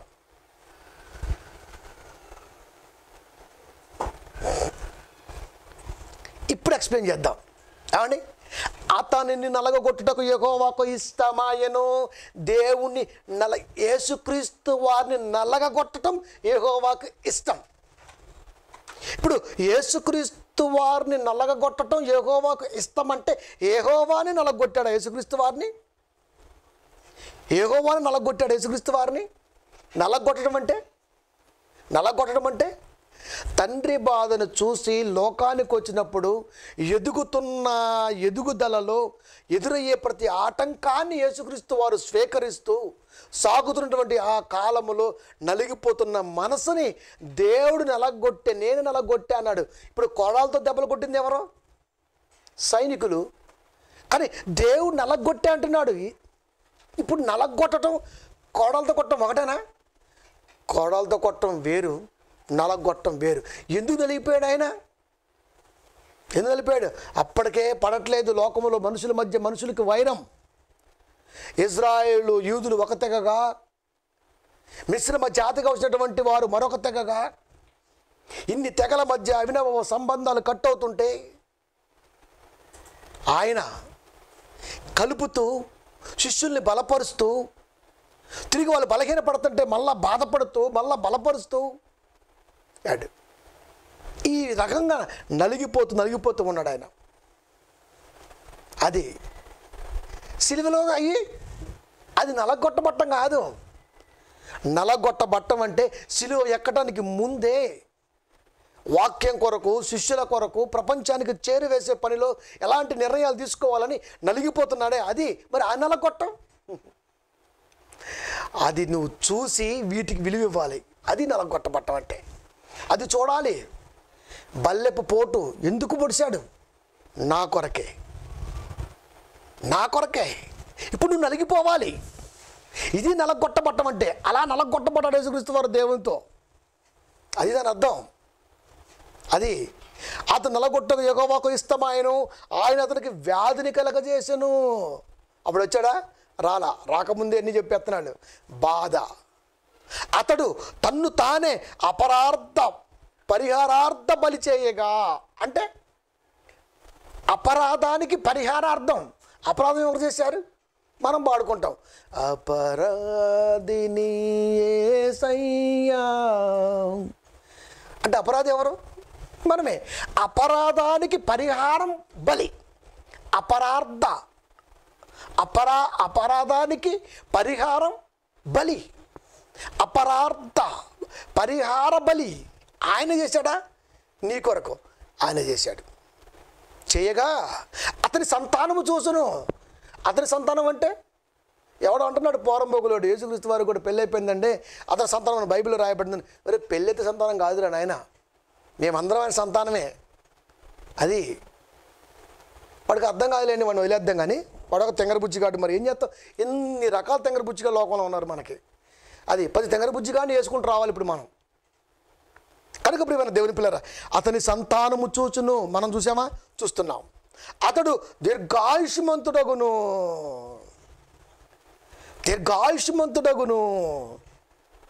ఎవరు? యేసుక్రీస్తు వారు. మరణం లేదా? లేదు. భౌతికంగా ఎవరికైనా ఉంటుంది, ఆత్మానుసారంగా ఎవరికి ఉండదు. ఆయనే కాదు, మనం కూడా దీర్ఘాయుష్మంతులమే. అది ఈ శరీరాన్ని విడిస్తే, మంచి ముత్తుగా కనబడితే, కొనుక్కొని తీసుకెళ్ళి పరదేశంలో పెడితే, పరలోకంలో పెడితే మరి దీర్ఘాయుష్మంతులం కాదా మనం? యెహోవా ఉద్దేశము అతని వలన సఫలమగును. దేవుని యొక్క కోరిక ఆయన తీరుస్తాడట. అంటే మరి మనం ఏం చేస్తాం? ఆయన సంతానంగా మనం ఏం చేస్తాం? మనం చూస్తూ ఉన్నాంలే. మన పని చూస్తమే కదా, మరి మన పని చూస్తమే, అంతే కదండి. మరి అంతే. ఇది ఎన్ని సెకండ్లు వచ్చింది? ఓకే, 4. కనుక ప్రియమైన దేవుని వల్ల అతడు దీర్ఘాయుష్మంతుడగును. యెహోవా ఉద్దేశము అతని వల్ల సఫలమగును. అతడు తనకు కలిగినటువంటి వేదనను చూసి తృప్తి నొందును. వేదనను చూస్తే అతని సంతానంగా ఉన్న మనకు కూడా తృప్తి కలగాలి. ఇప్పుడు ప్రజెంట్ సిచ్యువేషన్లో ఏ దిక్కు చూసినా వేదనే. ఒక్క అరుణ్ కుమార్ ఒక్కరు సంతోషపడతాడు కరోనా విషయంలో. ఎందుకంటే రివర్స్ ఏమంటే, ఎటు చూసిన వేదనే. తూర్పు, పడమర, ఉత్తరం, దక్షిణం, నలుదిక్కులు, 7 ఖండాలు, యావత్ ప్రపంచం వేదంతో నిండిపోయింది. ఆయన సంతానం చూసిందా? చూసింది. ఇప్పుడు తృప్తి. అమ్మాయ రానే వచ్చింది ప్రభువా, పర్లేదు దిగావుగా, ఓకే. ఇప్పుడు నువ్వు దిగావంటే నీ పని కంప్లీట్ చేసుకొని పోయిందాక నేను నోరు మూసుకొని ఉండాలి. నువ్వు చెప్పావు కదా, నేను నోరు మూసుకొని ఉంటా. అడిగితే ఊకుంటాడా? పనిలో ఉన్నవాడిని ఎప్పుడు డిస్టర్బ్ చేయకూడదు. ఒక బరువెత్తుకునే దగ్గరికి వెళ్ళి కాకమ్మ కథలు చెప్పావనుకో, నెత్తిని మేస్తాడు. ఎందుకు? వాడికి ఒక ఆలోచన ఉంది, ఈ బరువు నేను మోయాలి, కొన్ని నిమిషాల పాటు మోయాలి, ఇది ఎత్తుకోవాలి, నా అంతకు నేనే కొన్ని అడుగులు వేయాలి, కొన్ని నిమిషాలు మోయాలి, దాన్ని దించాలి, దాన్ని సానబెట్టాలి, దాంతో పనుంది. ఇన్ని పనులు ఉంటవి. పనిలో ఉన్నవాడు కాకమ్మ కథలో వినడు, చెప్పడు, చెయ్యడు, చోటు. పని లేనోడే పనికి మాలిన జాతి మందంతా. ఇప్పుడు కాకమ్మ కథలు ఎందుకు చెబుతున్నాం? సంఘంలో పనేమి లేదు. పోరం పూకుల పాటలు ఎందుకు పడుతున్నాం? పనేమి లేదు. బరువు ఏముంది చెప్పండి? బరువు ఉన్న వాడి దగ్గర మాటలు ఉండవండి. తెలుసా? అంటే వాడు పని చేస్తుంటాడు, విండో. బరువు లేదు కదా. బరువు లేకపోతే అంతే, మరి ఎగిసి పడుతుంటాడు అంతే. ఎగిసి పడ్డోడే ఈ రోజున లోకములో ఘనుడిగా కనపడుతున్నాడు. ఒక్కరోజు చినిగి షాట్ అవుతాడు. కనుక ప్రియమైన దేవుని పిల్లారా, అందుకే అతడు తనకు కలిగిన వేదన చూసి తృప్తి నందును. తనకు వేదన వచ్చిందా? బాధ వచ్చిందా? అమ్మాయి నాకు బాధ వచ్చింది, హ్యాపీ. అంటే అర్థం ఏంటి? ప్రభు పనిలో నేనున్నా. బాధ వచ్చిందా? వచ్చింది, happy.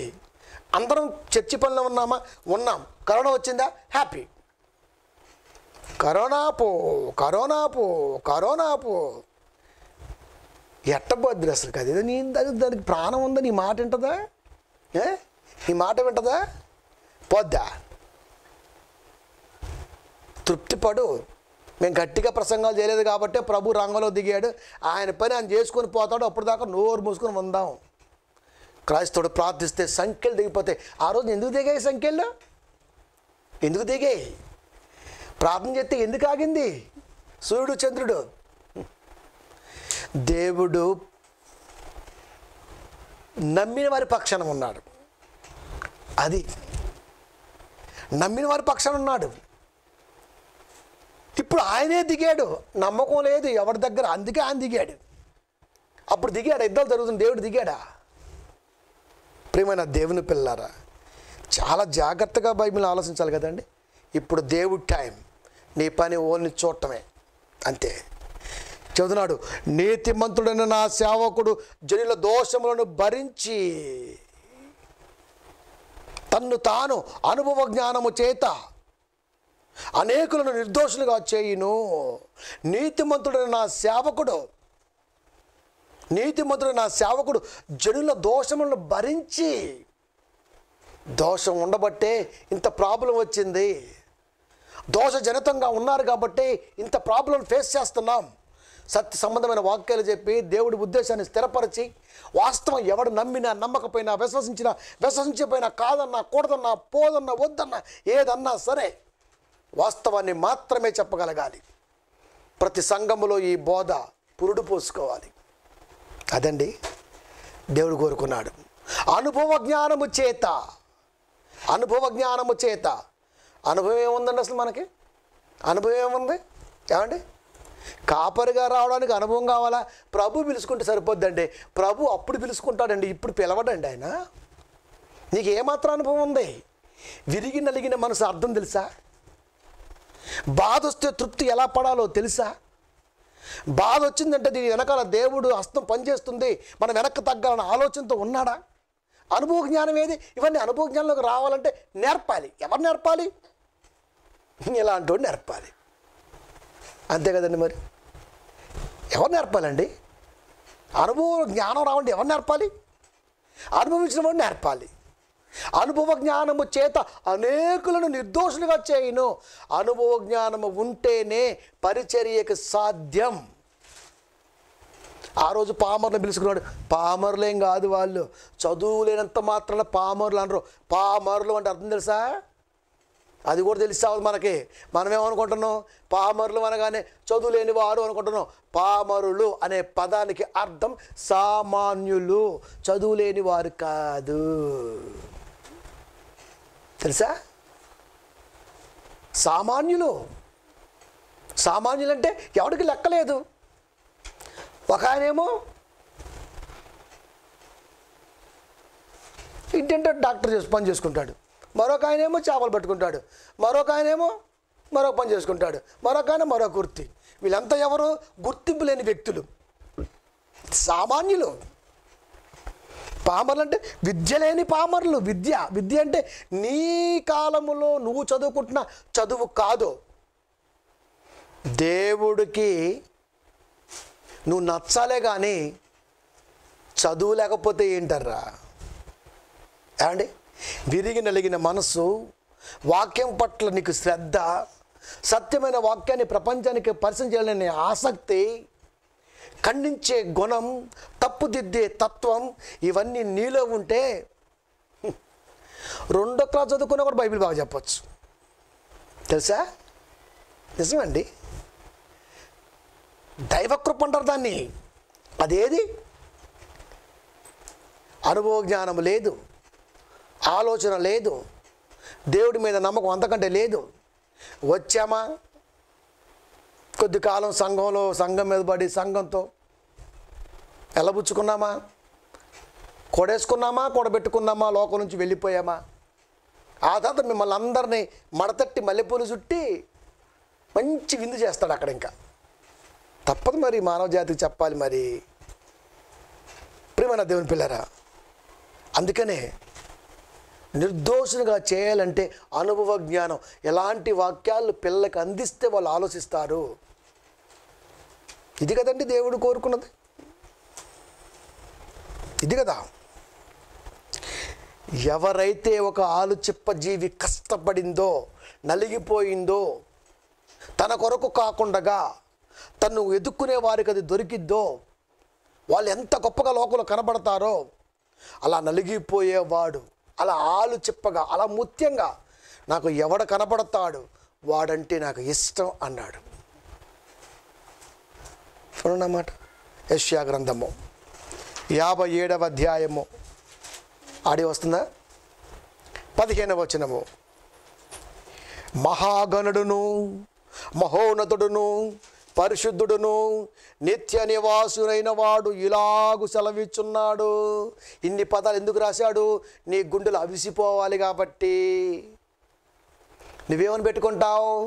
MA, PED, PhD, MBTH, ఇంకా ముష్టి, ముదనష్టం, దరిద్రం, అది ఇవి నీకుంటాయి. అది చెబుతున్నాడు. అందుకే నువ్వు పెట్టుకుంటావు కదా, మరి అందుకు చెబుతున్నాడు ఆయన. ఏమని? మహోన్నతుడును, ఇక్కడ నువ్వు చచ్చిపోవాలి. అది మహాగణుడును, ఇక్కడ నువ్వు ఆలోచించాలి. పరిశుద్ధుడును, నీ వల్ల గాంధీ. నిత్య నివాసుడైన వాడు, ఎప్పుడూ నీలో ఉండాలి అని కోరుకునేవాడు. నిత్య నివాసం నువ్వే మరి ఆయనకి. ఇలాగూ చెప్తున్న చలవిస్తున్నాడు. ఏమని తెలుసా? నేను మహోన్నతమైన పరిశుద్ధ స్థలములో నివసించువాడును. ఈ మాటను పట్టుకుని ఏమన్నాడు తెలుసా? దేవుడు పరలోకమందు నివాసి ఉన్నాడు, ఆమేన్ అన్నాడు. అంతే. నిజమా పాస్టర్ గారులు? నిజమా? దేవుడు పరలోకంలో ఉంటాడా? ఏ సార్ మీ దగ్గరకు రాడా? రానిరా మీరు? ఆడలాగేసేస్తారా ఏంటి? చర్చికేసినట్టు వేసేస్తారా? వేసేస్తారు మరి. మహోన్నతమైన స్థలములో నివసించువాడును అంటే నేను ఎక్కడ ఉంటాను, నా స్టేటస్ ఏంటి, నా స్థితి ఏంటి చెబుతున్నాడు. అలాంటి ఆయనను అన్నాడు. అంటే నేను ఎవరిని? అలాంటి స్థానంలో ఉండేవాడిని. ఆయనను వినయము గల వారి ప్రాణమును ఉజ్జీవింప చేయుటకును, వినయము గల వారి ప్రాణమును ఉజ్జీవింప చేయుటకును. అంటే దేవుడు దంచుతుంటే దంచిపోవు, దంచిపోవు, దంచిపోవు అంటమే అది వినయం. నీకేం అర్థమైంది వినయం అంటే? అట్టిపండు వలిసిన నోట్లో పెట్టినా ఎలా తినాలి అని అడుగుతావే, అది నీ వినయం. దేవుడు కోరుకున్న వినయం ఏంటి తెలుసా? ప్రభువా ఉగ్రత తెప్పిస్తున్నావా? తెప్పించు ప్రభువా. ఏసే ప్రభువా, దంచు ప్రభువా. అది వినయం. కోరుకున్నారు కదా భక్తులు. ప్రభువా పరిస్థితి బాగలా, దించాల్సిందే, ఓకే కానిచ్చేసే, అంతే, వచ్చేసింది, అంతే వచ్చేసింది. అది వినయం. వినయమేనది, అది వినయం. మోసే కొడితే సముద్రం చీలటం ఏంటి? వీళ్ళు రక్షింపబడటం ఏంటి? అది నిలవటం ఏంటి? మరలా కర్ర చూపితే అవి కలవటం ఏంటి? ఫరో సైన్యం సావటం ఏంటి? వాడు చేతులు పిసుకొని లోపల ఉండటం ఏంటి? ఇది వినయం. ఎదుటి వాడిని వేసేస్తంటే దేవుడు మనం చూస్తామే, ఇది వినయం. రివర్స్గా కనపడుతుంది. మనం ఏమనుకుంటాం?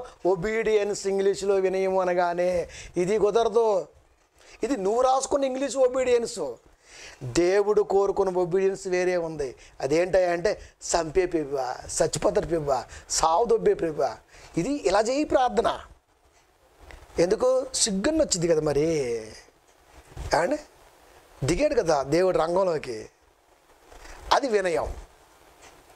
ఈ లోకములో ఒబీడియన్స్ తీసుకొని మనం కూడా ప్రసంగాల్లో ఒబీడియన్స్గా ఉండవలను. వినయం అనగానే మంచిగా టైట్ పెట్టుకుని, ఇట్లా షార్ట్ వేసుకుని, టై పెట్టుకొని, ఇట్లా అనుకుంటా, ఇట్లా పెట్టుకుంటే ఇది వినయం. ఇది నీకు వినయం. నీ వినయం ఆయనకు నచ్చదు, ఆయన వినయం నీకు వంట పట్టదు. అది కనుక నువ్వు వినయానికి మధ్య విలవిలలాడిపోతుంటావు. అదనమాట. కనుక ప్రియమైన దేవుని పిల్లారా, వినయము గలవారి ప్రాణమును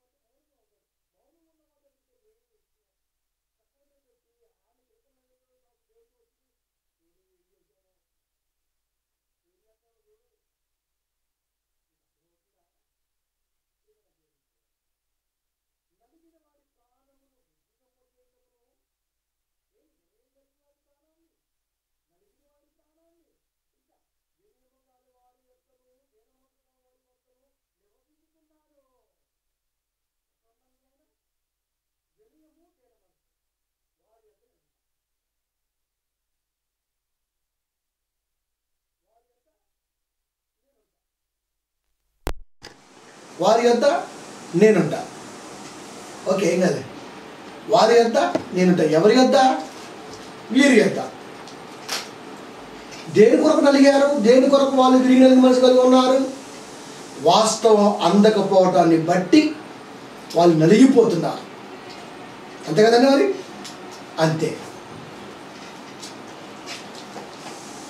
ఇంకా వారి వద్ద నేను నివసిస్తాను అది. ఇప్పుడు వినయము గలవారు నలిగిన గలవారిని ఎక్కడి నుంచి ఎక్కడం ప్రారంభించాలి? మంచి ముత్యాలు వీళ్ళు. ఇప్పుడు మంచి ముత్యాన్ని వెతకాలంటే ఎక్కడి నుంచి ప్రారంభించాలి అండి? మంచి ముత్యాన్ని వెతకాలంటే ఎక్కడి నుంచి ప్రారంభించాలి? ఎక్కడి నుంచి ప్రారంభించాలో మనకు తెలియాలండి అండి. ఎక్కడి నుంచి? ఇప్పుడు ఏదో కొట్టాలి, ఎక్కడి నుంచి ప్రారంభించాలి? ఎక్కడి నుంచి ప్రారంభించాలి? ఎక్కడి నుంచి ప్రారంభించాలి? ఏదో కొట్టాలి అంటే మనిషి ఎక్కడి నుంచి ప్రారంభిస్తాడు? ఇది మీకు అర్థమైతే ఎక్కడి నుంచి ప్రారంభించాలో.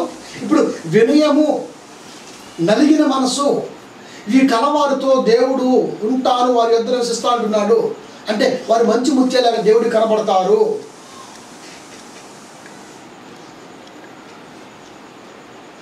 ఇప్పుడు ఆ కనబడటానికి వారుకున్నటువంటి ఆ బేస్ ఎక్కడ దొరుకుతుంది? ఇంట్లోనే ఉంటుందండి. ముత్యం ఎక్కడ ఉందనుకుంటున్నారు మీరు? ముత్యం ఎక్కడ ఉందనుకుంటున్నారు? ఇంట్లో. ప్రతి ఇంట్లో ముత్యం ఉంది. కాబట్టి మనం ఎతకల. అది ఇంట్లో ముత్యాన్ని తీసుకొని దేవుని సన్నిధి అనే ఒక కొలిమి దగ్గరికి తీసుకెళ్ళి వినపడుతున్న వాక్యముతో, సమ్మెట దెబ్బలతో నలగగొట్టబడి, అగ్నితో కాలబడి, కాక పుట్టి నలగగొట్టబడి ఒక ఆయుధంగా మలసబడాలి. ఎక్కడ దొరుకుంటున్నారు? ఇంట్లోనే ఉంది. ఏంటి ముత్యం ఇంట్లో ఉందా? ముత్యం ఇంట్లో మనమే వెతుక్కుంటాం అంతా.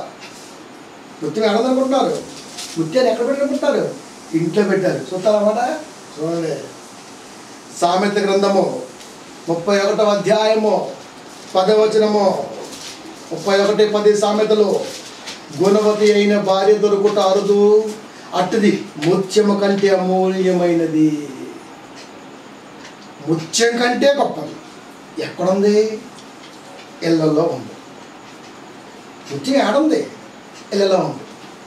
ఇప్పుడు ఈ ముత్యాన్ని తీసుకొని దేవుని సంఘము అనే ఆ కొలిమిలోకి, అగ్ని కొలిమిలోకి తీసుకెళ్ళి సమ్మెట దెబ్బలు భరించి, వేడి భరించి, బాధలు భరించి, ప్రార్థన సమర్పించి, వాటి కొరకు నలిగి, విరిగిన మనసు కలిగి ఎప్పుడైతే మనం తయారవుతామో అప్పుడు దేవుడు చూసి కొంటాడు. అంటే ఒంటి దిగాన్ని దేవుడు పెద్దగా తీసుకోడు. ఎందుకు? అది పనికిరాడు. మరి పౌలు గారు చెప్పారు కదండి, నీ వల్ల కాదు కూడా అన్నాడు ఆయన. అది అంటే ఇప్పుడు అర్థం ఏంటి?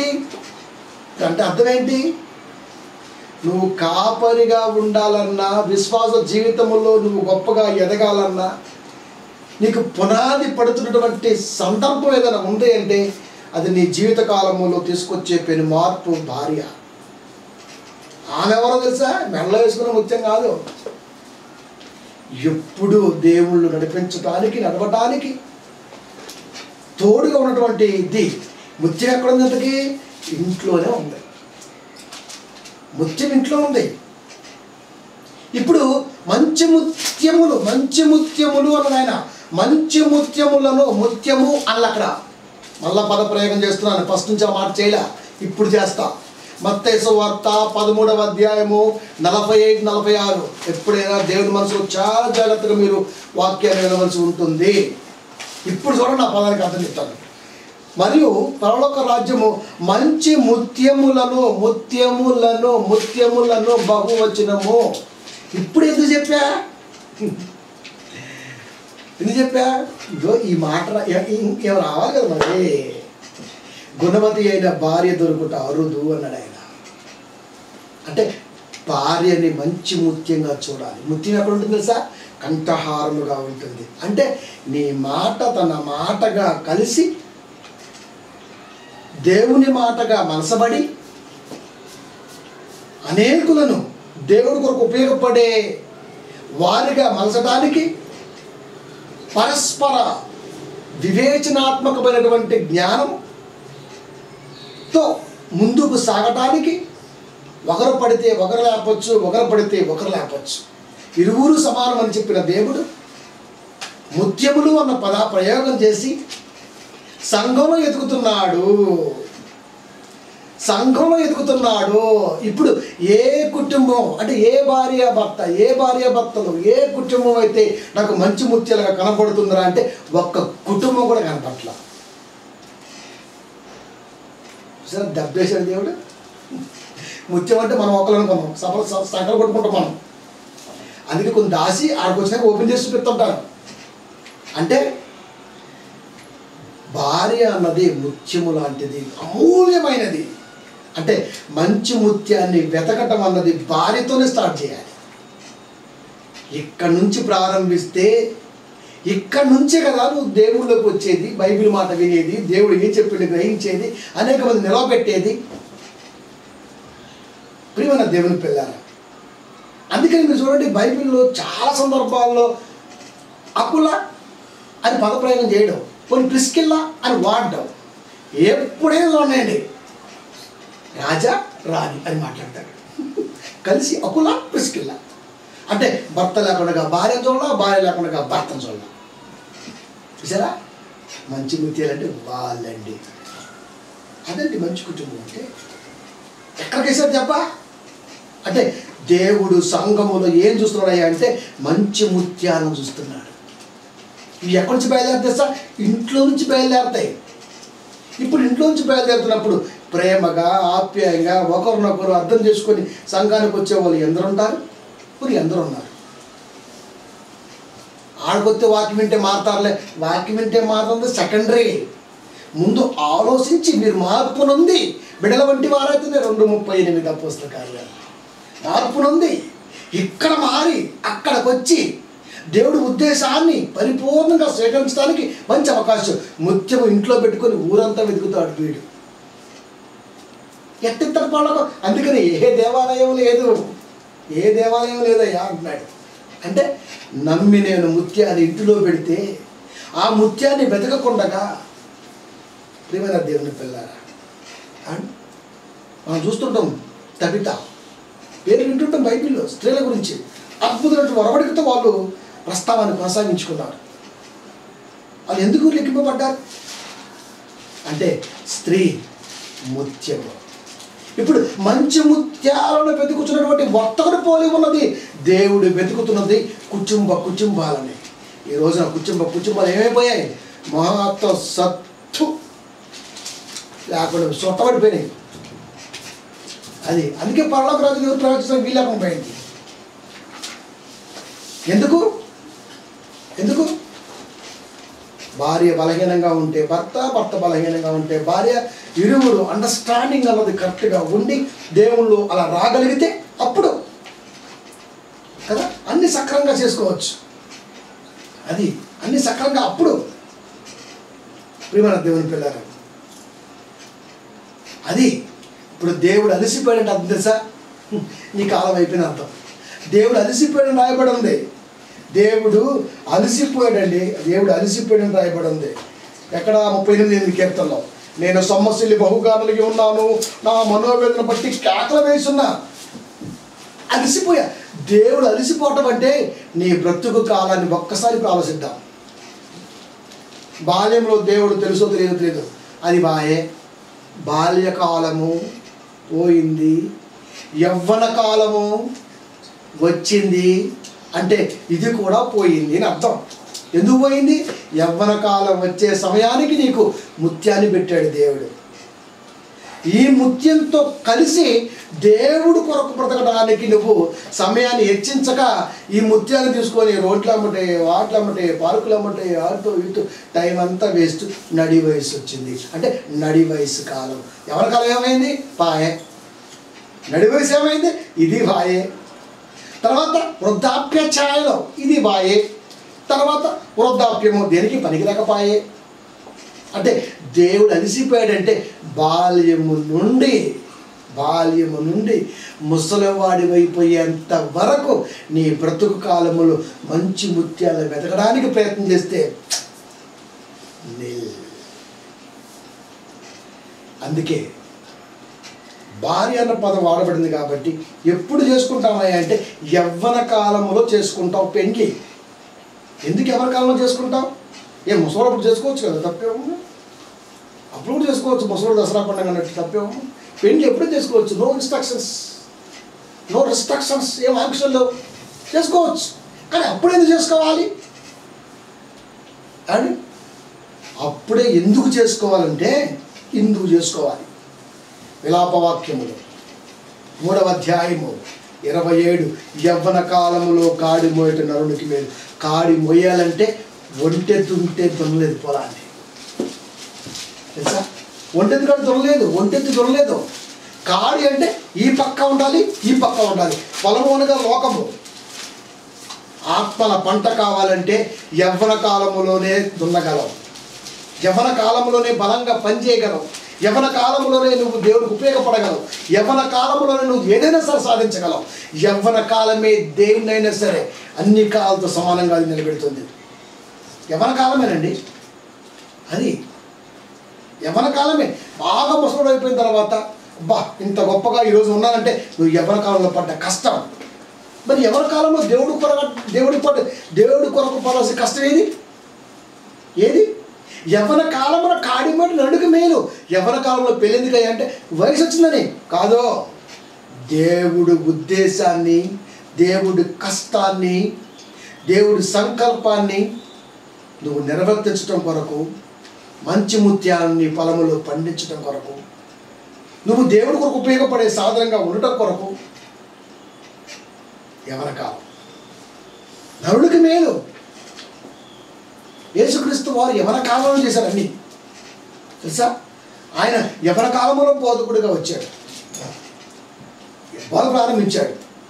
బాప్తిస్మం అనంతరం 30 ఏళ్ళ తర్వాత 30 ఏళ్ళకి యవ్వన కాలమే దెబ్బలు తట్టుకోగలదు. మెచ్యూరిటీ మైండ్ అంటారు దాన్ని. దెబ్బలు గుల్లకీయడం తట్టుకుందంటే యవ్వన కాలం. ముసలి గద్దితేనే గజగజలు ఆడిపోతారు, చిన్నపిల్లలకి అసలు సాధ్యపడతారు. యవ్వన కాలమే కొట్టినా తిట్టినా ఎవరి మీద ఒక మాట అన్నా పౌరుషంగా దేవుడి కొరకు ముందుకెళ్ళిన సింహంలాగా వాక్యం కొరకు రంగంలో దిగిన ఎవరినైనా సరే అరే అన్నా మరేదన్నా సరే యవ్వన కాలమే. ఇదన్నిటికీ ముళ్ళ కిరీటం పెడుతుంటే ఓర్చుకుంది, సిలువ వేస్తుంటే ఓర్చుకుంది, డొక్కలో బల్లెపు పొట్టు ఓర్చుకుంది, అవహేళన ఓర్చుకుంది, ఉమ్ము ఓర్చుకుంది, పిడుగుతులు ఓర్చుకుంది, ఇంత ఓర్చుకుంది. యవ్వన కాలమే, యవ్వన కాలమే. అంటే మంచి ముత్యంగా మారటానికి యవ్వన కాలంలోనికి పెండ్లి అవసరమైతే ఆ పెండ్లి ద్వారా వచ్చింది నీ ఇంటికి ముత్యం నువ్వు మర్చిపోయావు, అంతే కదండి. మరి ఇప్పుడు ఎక్కడో ఎత్తుకుంటూ ఉంటాం మనం, ముత్యాలు ఎక్కడ అని. ఎక్కడుంటాయి? ఎక్కడి నుంచి వెళ్ళాలి, ఎక్కడి నుంచి వెళ్ళాలి. ప్రియమైన దేవుడు ఇక్కడే ఇది పెట్టాడు. ఈ రెండు కలిసి దేవుడి కొరకు ముందుకెళ్తూ ఉపయోగపడేంత గొప్పగా ఎదిగితే అప్పుడు కదండి దేవుడికి ఉపయోగపడేవారు. ఆయన కేకేస్తాడు కదా, మంచి ముత్యాలు కొంటాం, మంచి ముత్యాలు కొంటామని. ముత్యాలు కొంటామంటే నేను వెళ్ళి ముత్యాన్ని కొంటామంటే ముత్యాలను కొంటాను ఆయన. ముత్యములు అది పెల్స్, ముత్యములు, ముత్యం కాదు ముత్యములు. అది ఒక ముత్యాన్ని కొంటా, ఆహా ఒక ముత్యం పనిచేయడానికి ముత్యాలు కావాలి. అంటే కుటుంబాలు కావాలి దేవుడికి. నిజమండి. బిజినెస్ మ్యాన్, వ్యాపారవేత్త, పేరు బిజినెస్ మ్యాన్ ముత్యాలు కొండకు వచ్చాడు అంటే అసలు అలాంటి కనపడాలని కోరుకుంటున్నాడు దేవుడు. అందుకే ఇంకో జాగ్రత్త కూడా చెప్పాడు. చూడండి లాస్ట్ మాట, మత్తయి సువార్త 7వ అధ్యాయము 6వ వచనము. పరిశుద్ధమైనది కుక్కలకు పెట్టకుడి, మీ ముత్యములను పందుల ఎదుట వేయకుడి. మీ ముత్యములను పందులు వేయకుడి. ముత్యములు బహుశా వాడతాడు, ముత్యములు పందుల ఎదుట వేయకుడి. అది అంటే ఎక్కడ పడితే అక్కడ, ఏ సంఘంలో పడితే ఆ సంఘాలకి ఫ్యామిలీగా వెళ్ళిపోమాకండి అన్నాడు ఆయన. పందులు అయితే వేయకండి. తీసుకెళ్ళి ఆడు తగలెట్టేసి ప్రార్థన చేయండి, దరిద్రం. ఆడికి కరోనా గురించే ప్రార్థన రాదు, మీ గురించే ప్రార్థన చేస్తాడండి. అసలు అది కొడుతాను పంది అవడం, కుక్క అవడం. ఏమండి ఎవరితో పోస్తున్నాడు? పనికి మాయలే కాపర్లు, వాక్యరాని కాపర్లు, దేవుడు బాధ్యతలే కాపర్లు, కుక్కలు పందులు అంటే వాళ్ళే. పరిశుద్ధమైన కుక్కలకు పెట్టకూడే, అది కుక్కలకు పెట్టకూడే. మీ ముత్యములను పందులట వేయకడి. మీ కుటుంబాలు వాక్యం దగ్గరికి వెళ్ళమాకండి. వేసి అవి తమ ఒకవేళ వాటిని కాళ్ళతో త్రొక్కి, అంటే అర్థం ఏంటి? మీరు ముత్యాలే, ఆడికి వెళ్తే సత్తువ కోల్పోయిన ముత్యాలు, పనికిరాని వారిగా ఉంటాం. మనం అంటుంటాం, అబ్బా చాలాసార్లు ఆ మాట మనం అంటుంటాం అండి, చాలా అంటుంటాం. చాలాసార్లు కొన్నిసార్లు బాధపడి పడుతుంటాం. మేము జాబ్ పరంగా ఊరు మారి ఊరు వచ్చాం కదండి, అసలు ఆ ఊర్లో ఆత్మసంబంధ సంగతి ఎన్నో చెప్పాడు ఆ అయ్య గారు, ఇక్కడికి వచ్చినాక అలాంటివి లేవే అని బాధపడుతుంటాం కదా. ఎదురవుతుంటాయి కదా, మనకి ఎదురవుతుంటాయి. ఎదురవుతాయి. ఎతకండి. ట్రాన్స్ఫర్ అయ్యి ఉద్యోగం ఎక్కడి నుంచి అక్కడికి వెళ్ళిపోయిన వాళ్ళు కూడా అక్కడ సత్య సంబంధమైనది ఏంటో వెతకండి, దొరుకుతాయి. లేదా మీరు ఉన్నటువంటి స్థితిలో నుంచి వచ్చినప్పుడు అక్కడ లోకాలిటీలో ఎవరు తెలిసిన ఉంటే వాళ్ళు ఎంక్వైరీ చేయండి. అది ఇక్కడ ఏ సంఘం బాగుంటుంది, ఏ సంఘంలో వాక్యం బాగుంటుంది, ఏ కాపురు ఆత్మ సంబంధంగా చెప్తాడు, ఏ కాపురు వాక్యం ఎలా చెప్తాడు, వచ్చి మాకు ఇన్ఫర్మేషన్ ఇవ్వండి. లేదా ఫేస్బుక్లో పెట్టండి. ఆత్మ సంబంధమైన వాక్యాలు వెదజల్లే సంఘం ఏదైనా ఉంటే ఒక్కసారి మాకు ఇవ్వండి, మాది ఏరియాలో ఉందా అని పెట్టండి, దొరికెత్తారు. ఇది కూడా వాడమండి. మనం పులోమంటూ పారిపోతాం, అక్కడికి వెళ్ళిపోతాం, అది దులిపేసుకుంటాం, అయిపోయింది. మారాలరా, ఇప్పటికైనా మారాలి. ఒకవేళ వేసి ఎడల ఒకవేళ వెళ్ళామనుకోండి, ఉన్న వాక్యం కూడా నశించిపోతుంది, ఉన్న ఆసక్తి కూడా పోతుంది. వాడి బాధ, వాడి బోధ, వాడి లబలబ, వాడి సకసక, వాడి సకలక, వాడి సకీల మొత్తం ఏమైపోద్ది? అణిగారిపోతున్నాయి ఆత్మలో. అని ఒకవేళ వాటిని కాళ్ళతో త్రొక్కి మీ మీద పడి మిమ్మల్ని చీల్చివేయను, చివరికి మీ ప్రాణం పోతుంది వాడు చెప్పే బోధకి. ఎన్ని సంఘాలు లేవండి? అబ్రహీం అనే సంఘం ఒకటి వచ్చింది. పరలోకపు ఆ దేవుడి యొక్క భార్య ఉందంట, మళ్ళీ ఆ ఒక సంఘం ఉందంట, ఇది ఒకటి బయలుదేరింది. ఎన్ని మాయదారిపోతులు. ఆ శమతుడి దరిద్రం అలాగే చచ్చింది. ఆ సంఘాలు ఎంతమంది ఉన్నారు? ఈ శమతులు ఎంతమంది ఉన్నారు? వాడు శనివారం ఆరాధన చేస్తాడు అండి, ఆదివారం వారికి సంబంధం లేదు, మేము చెయ్యం. బోలంత రభసర్ర. కొన్ని వందల కుటుంబాలు ఈ రోజున దేవుడు కొనుక్కోవాలని చూస్తున్న ముత్యాలుగా కనబడట్లేదంటే తప్పెవడది? తప్పెవడదండి? ప్రతి విషయంలో సెలెక్టివ్గా ఉంటున్నాగా, మనం ప్రతి విషయంలో చాలా యాక్టివ్గా ఉంటున్నాగా. కానీ వాక్యం దగ్గర ఎందుకు ఉండలేకపోతున్నాం? వ్యాపారం చేసే ఆయనకి నీ కుటుంబంలో ముత్యాలు కనపడాలి, అప్పుడే ఆయన కొంటాడు. రాజవీధి శుద్ధ సువర్ణమై స్వచ్ఛమైన స్ఫటికంతో నీ కొరకు అవగాహన పలుకుతున్నటువంటి పరలోకానికి ప్రయాణానికి నువ్వు సిద్ధపాటు కలిగి ఉండవా? బంగారం వెలుగు దగదగ వెలుగుతూ వెదజలుతూ ఉంటే, నడిసిపోతుంటే ఆత్మ పరలోకంలోకి ఎలా ఉంటుంది చెప్పండి? ఎలా ఉంటుంది? అది వద్దండి మనకి? ఆయనతో స్నేహం వద్దా? ఆలోచన వద్దా? కేకల ఏసి నీ జీవితకాలం మొత్తం సమస్యలుతున్నాడు.